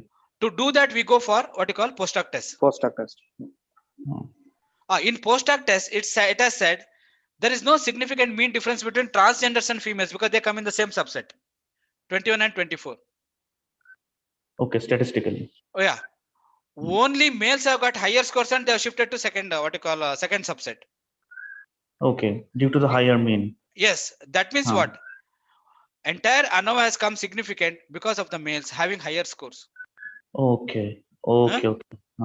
Whereas TG and females, they have got less scores, there is no difference. Okay. Yes. So in other words, only males do differ significantly in their mean difference with the TG and females. Yes, sir. But there is no mean difference, significant mean difference in TG and females. Right, sir. So that is why they are in the same group. Okay. Okay. I have a confusion, sir. Yes. Tell me. That's what. Sir, like earlier you mentioned about this 0.05 that criteria, right? Yes. So like here, in this homogeneous subset, like if we see like can you just clear this? See that on the top you see subset for alpha at 0.05. Yes, sir. Downwards is reaching that. Don't worry about that downward significance. Both are in this it is non-significant. Okay, sir. In this there's only single value. So that is don't worry about the downward significance. On the top you see it's fixed at 0.05 level. No, so basically we have to see that subset, like we have to compare the subset for the ad hoc, like for interpretation, sir. Like, even if you see that the difference between them is 0.150. Yes, sir. That is non-significant. Yes, sir. Here there's only single value. So and there's only single value. It is different. Yes, sir. So where is it out? Okay, sir. Like I actually, so I was just getting confused regarding the significant value. See, just think this way. Your F value gives overall difference. Yes, sir. But post hoc test gives at micro level where the difference lies. Okay, sir. So if you understand that much, more than enough. Yes, sir. Thank you, sir. Okay. So really we are running short of time. Now, likewise, if you see the article analysis column, there is a lot of things are pending with us. But at least I'll let you know how to do a correlation and regression. Is that okay? Yes, sir. So I'm going back to the data screen. So I use two variables now, X and Y. Okay.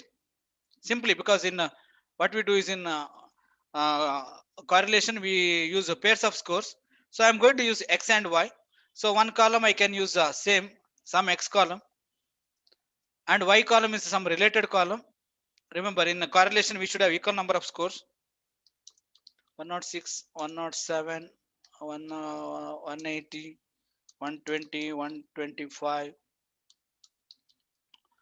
130, 132, 258, 136, 157, 159, 132, 110, 99, 111, 126, 126, 158, 142, 111, 110, 99, 98, 96, 95.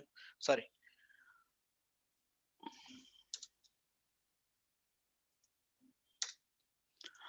So are you seeing the two sets of scores now, X and Y?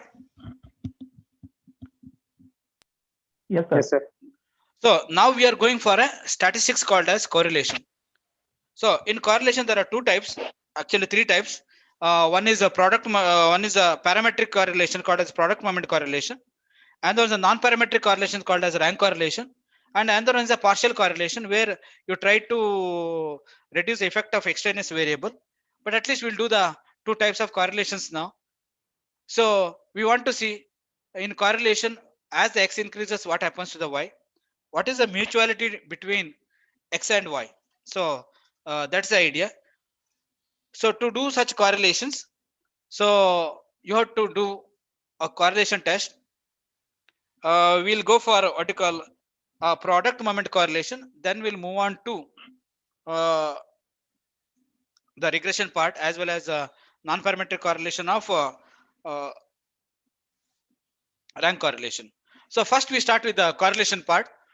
So to do a product moment correlation, to do that you need to have data paired scores. Remember, you cannot have what you call when one set 24 and another set 23, then it will give correlation for only 23 pairs.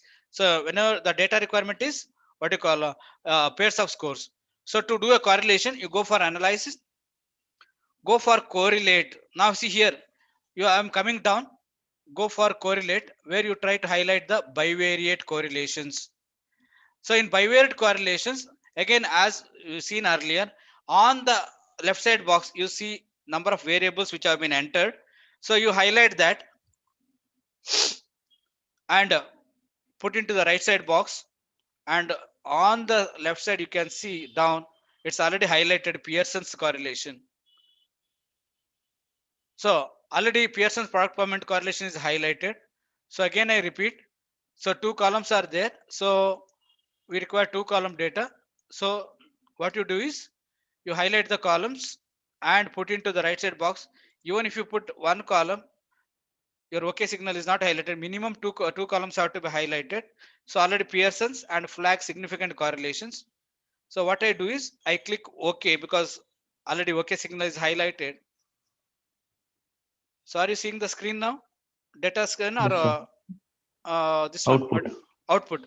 Okay, what is our obtained correlation? X to Y or Y to X, either way.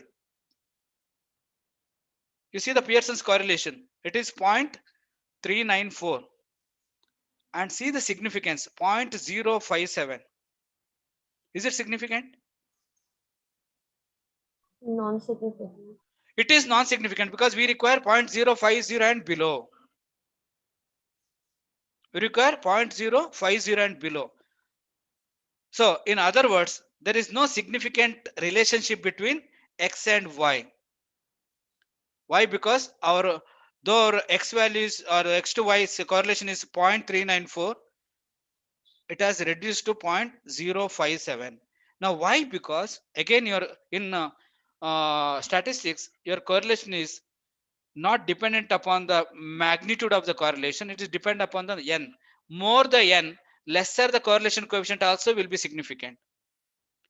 You try to get into that. Lesser the n also, lesser the correlation coefficient also significant with the higher n. But if your n is very less and the correlation is still high, still you might get a non-significant correlation. Now here you see, I'll try to make it as positive one, and you may not see the screen.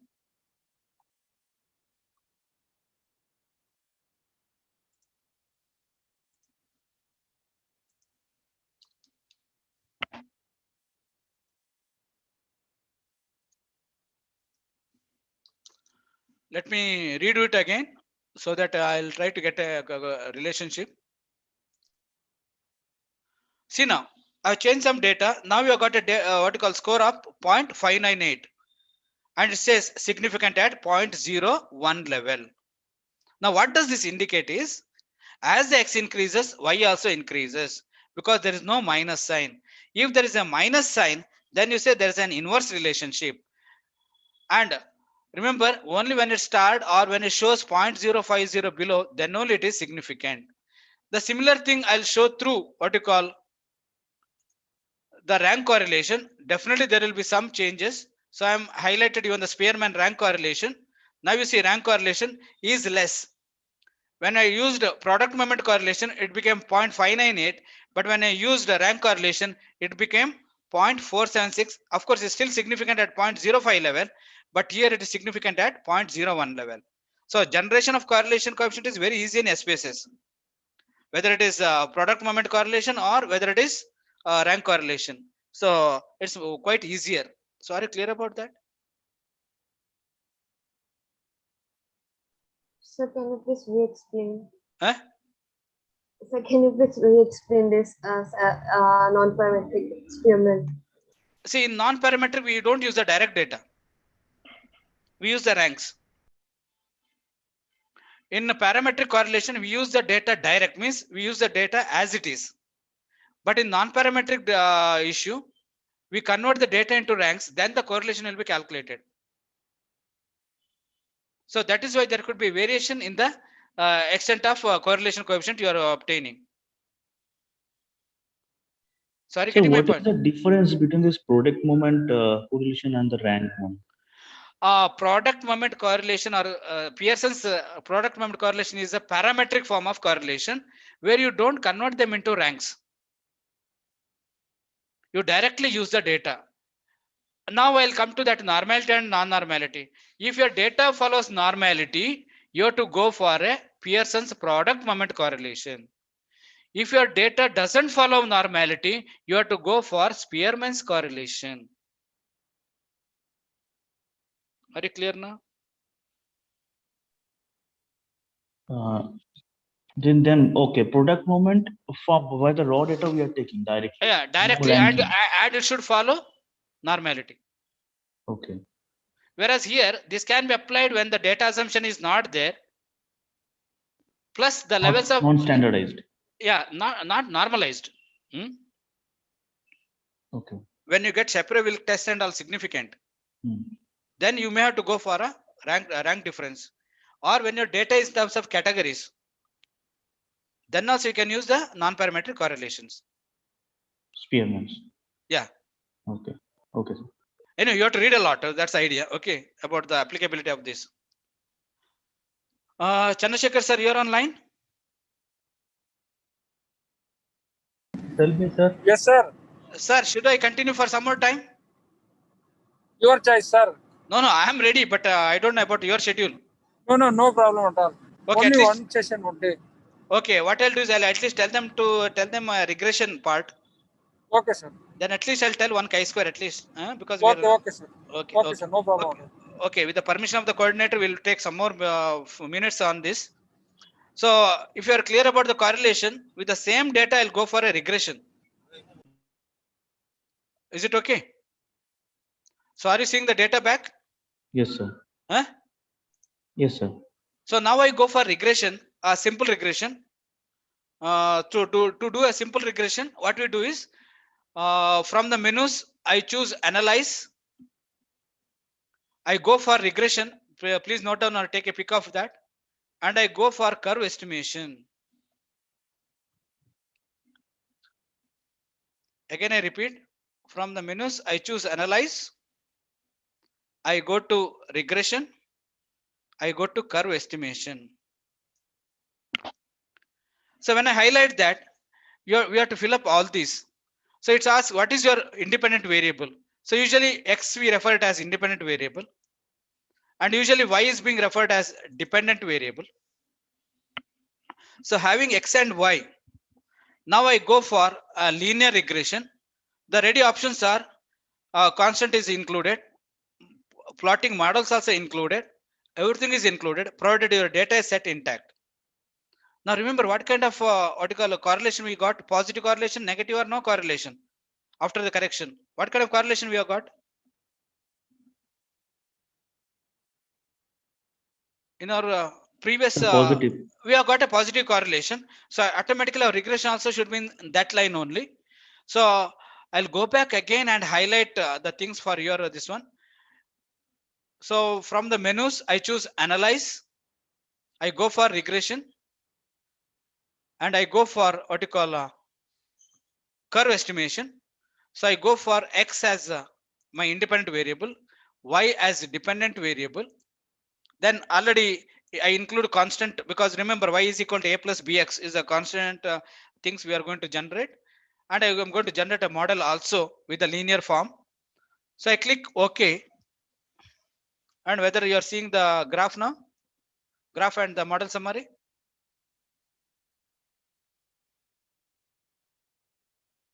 Are you seeing the graph? Yes, sir. Okay, now you see. Now it says I have plotted x scores on the x-axis, y scores on the y-axis. I gave a clue that as the x increases, y also increases. Whatever the line you are seeing is called a simple fit. So that means what? So there is a linear relationship between x and y. So now if you see on the table above that graph, there is a constant 28.051 and there is a rate of change or beta 1. So how to form our equation now? Y is equal to a plus bx. So when you talk about y is equal to a constant is there, that is 28.051, that is a.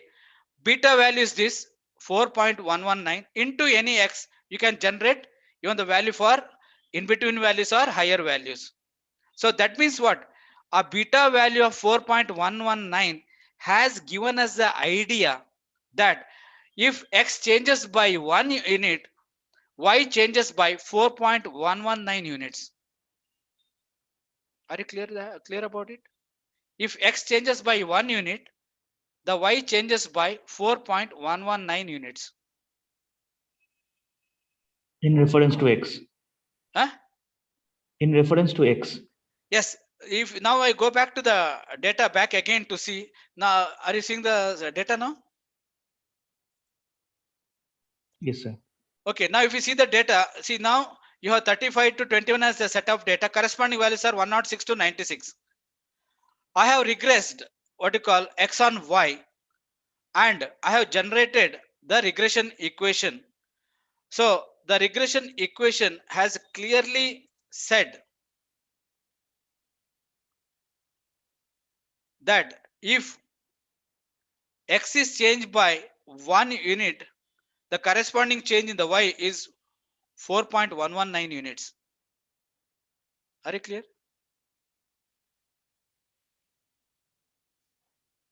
Any doubts? Any Quite doubts clear, regard? sir. Huh? Quite clear, sir, this one. Okay, so this is how you can generate equations, regression equation. So our equation here now is equal to y is equal to, see the constant 28.051, this will not change, plus b1, that is 4.119 into any x. Now you can generate value for 50 also, or you can generate value for 10 also. When x is 10, what could be the y? When y is 50, you can still generate. When y is 100, still you can get a value. Because it is in increasing trend, you are going to get a positive value. If it is decreasing, you are going to get a negative value. Is it clear? Sir, what is this constant signifying here? It's a constant requires for the calculation of other values. Okay, See, the ideal one. Ideal yeah. one. So Oh. that's called as constant. That's required all the time. But this beta one, if you remember, y is equal to a plus bx formula. Simple regression. A stands for constant. B stands for what you call rate of change. And x is the value to be given for further calculation. Okay. So that's how we go for this. I think you have to go for a lot of readings because I know maybe you are fresh to this. Right.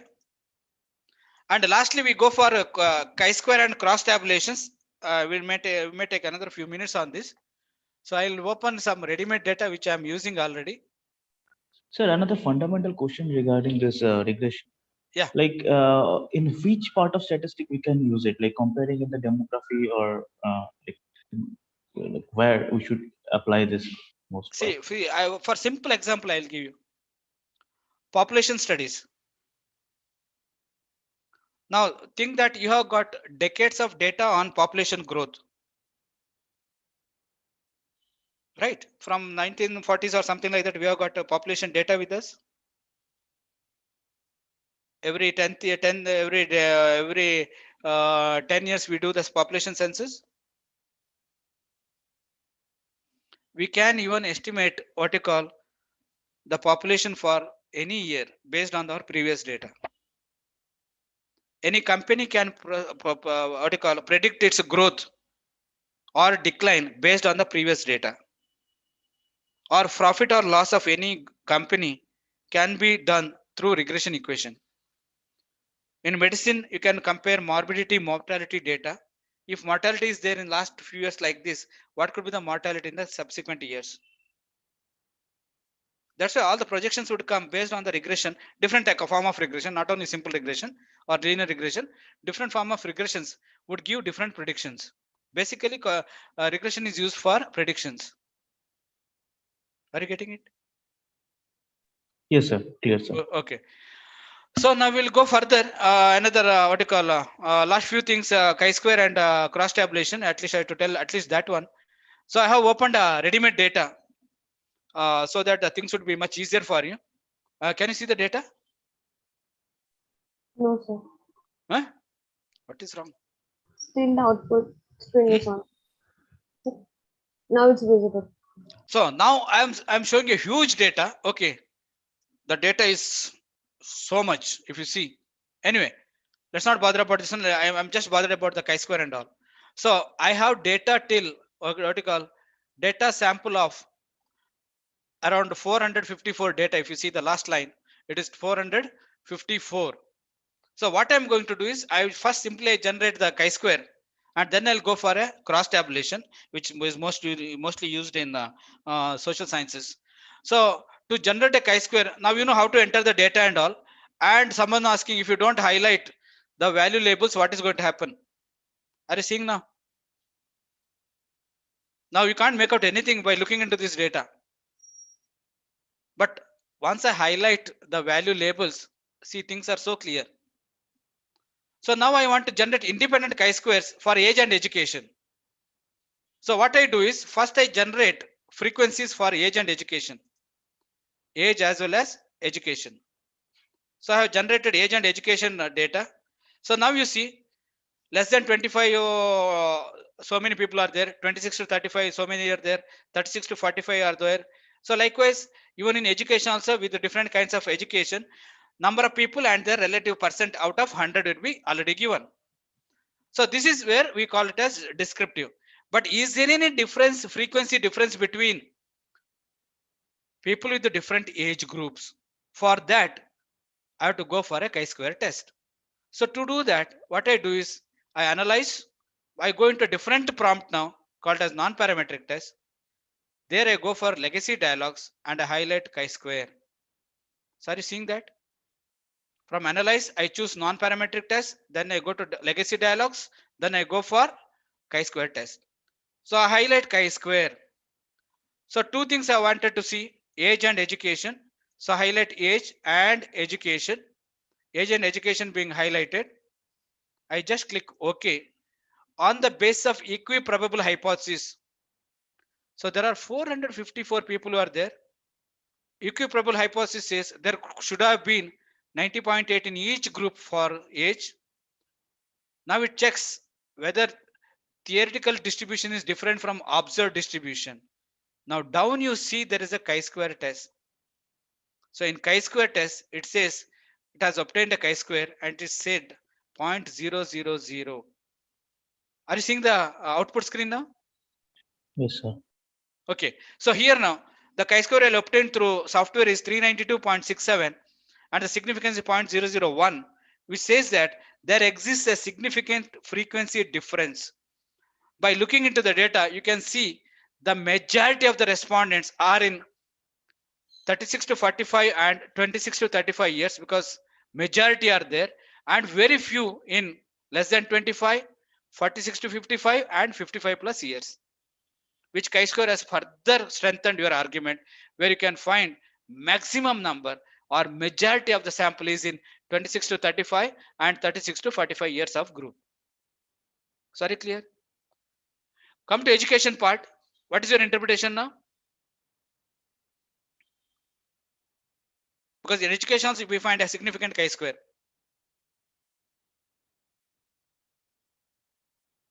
So how we are going to interpret the education part? So maximum are degree holder. And minimum is? It's not only just enough if you tell only maximum. Once you say maximum, I think there could be a chance of telling minimum also. So literate. Yeah, literate and elementary things you can find very less. So this frequency difference made your chi-square significant. So are you clear about that? That is 0.00. Highly significant, very highly significant.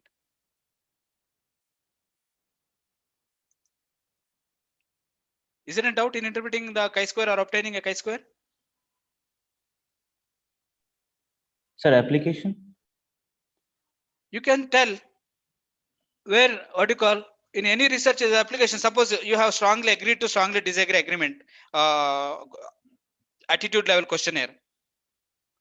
Now you have a statement where you can definitely say the respondent or your sample are towards where are they, where they're towards more on agreement or more on disagreement. Are you getting my point? By having these frequencies, and if you get a significant difference, you can say this particular sample is more on agreement side if the majority of them side strongly agree. That can have its own implication in interpretation. Or more on strongly disagree, that has its own implications. So it depends upon the kind of issue or variable you are using for your analysis can give you more of insights. That's where the usage of chi-square comes. Are you clear? Thanks a lot, sir. And lastly, we'll do one cross tabulation. So how to do a cross tabulation? Again, I'm going back to the data. Are you seeing the data now again?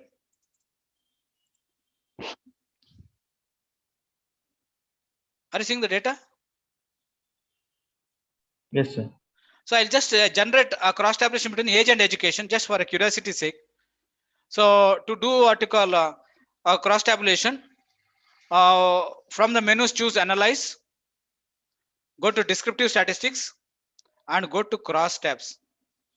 So again I repeat, from the mean choose analyze, choose descriptive statistics. In that you use cross tabs.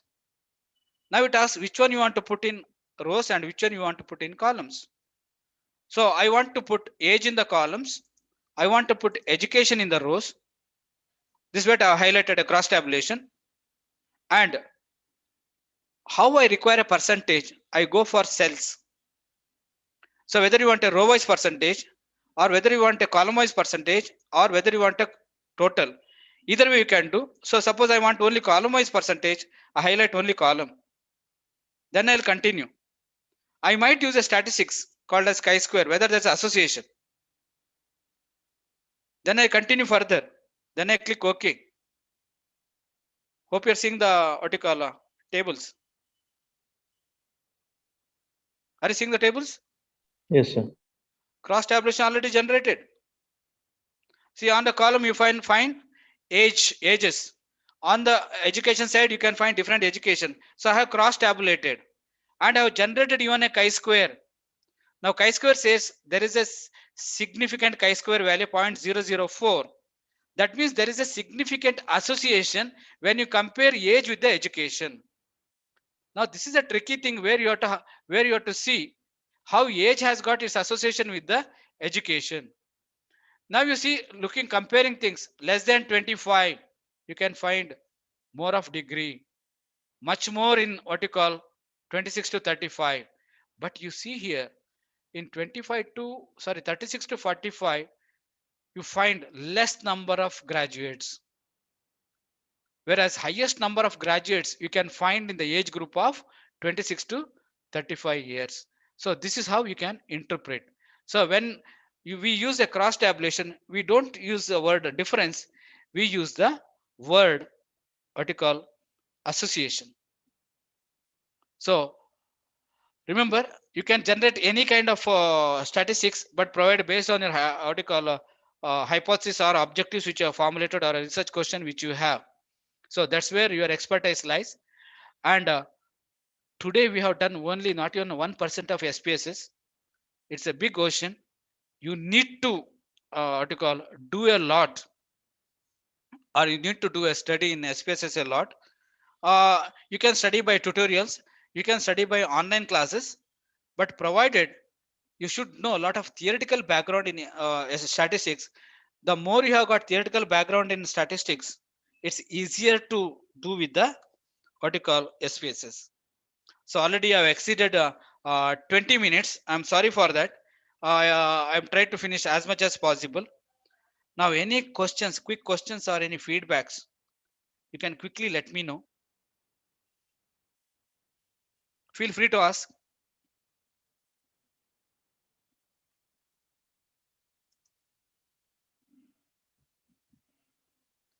Anyone? Tell me any questions regarding this topic.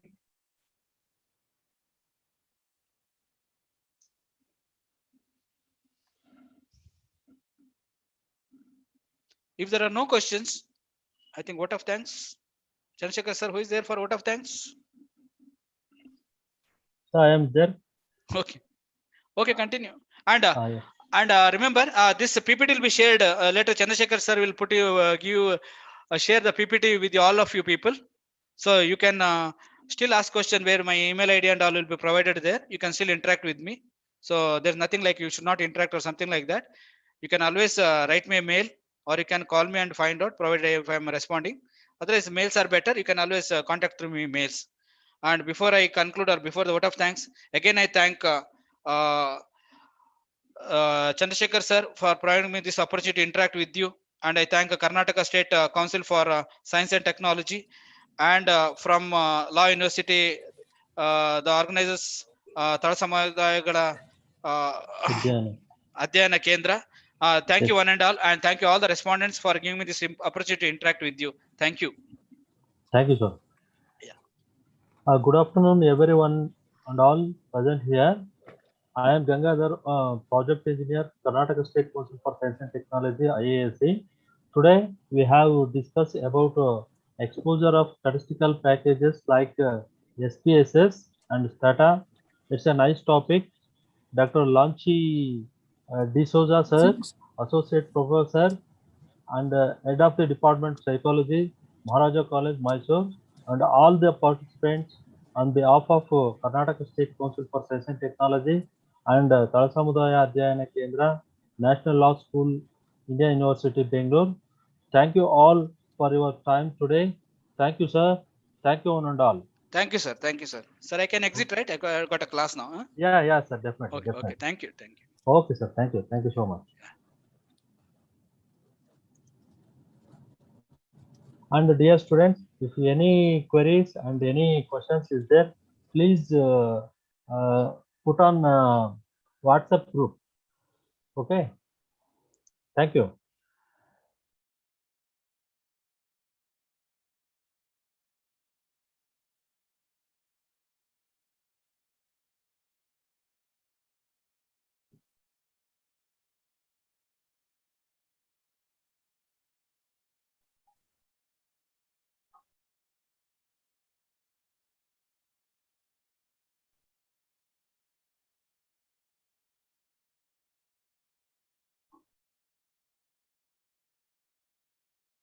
Chandrasekhar sir.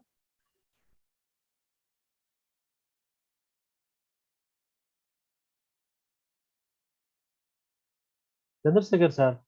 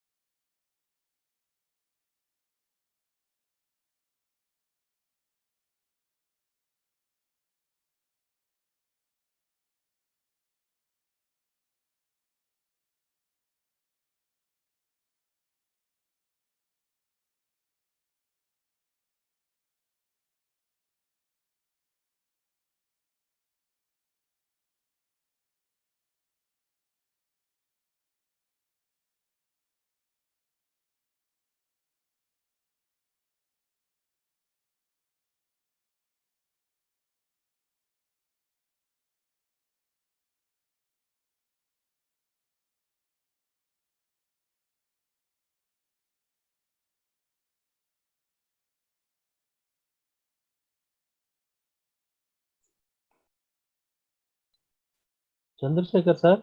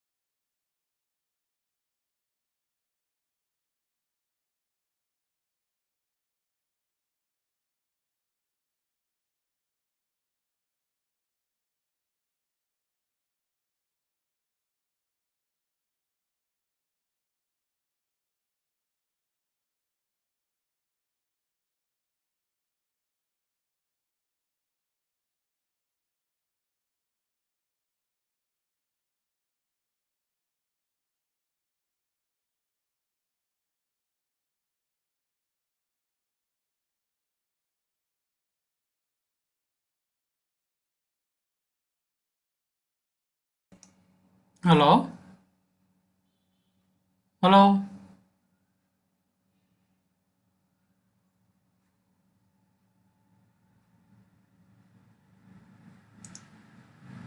Hello?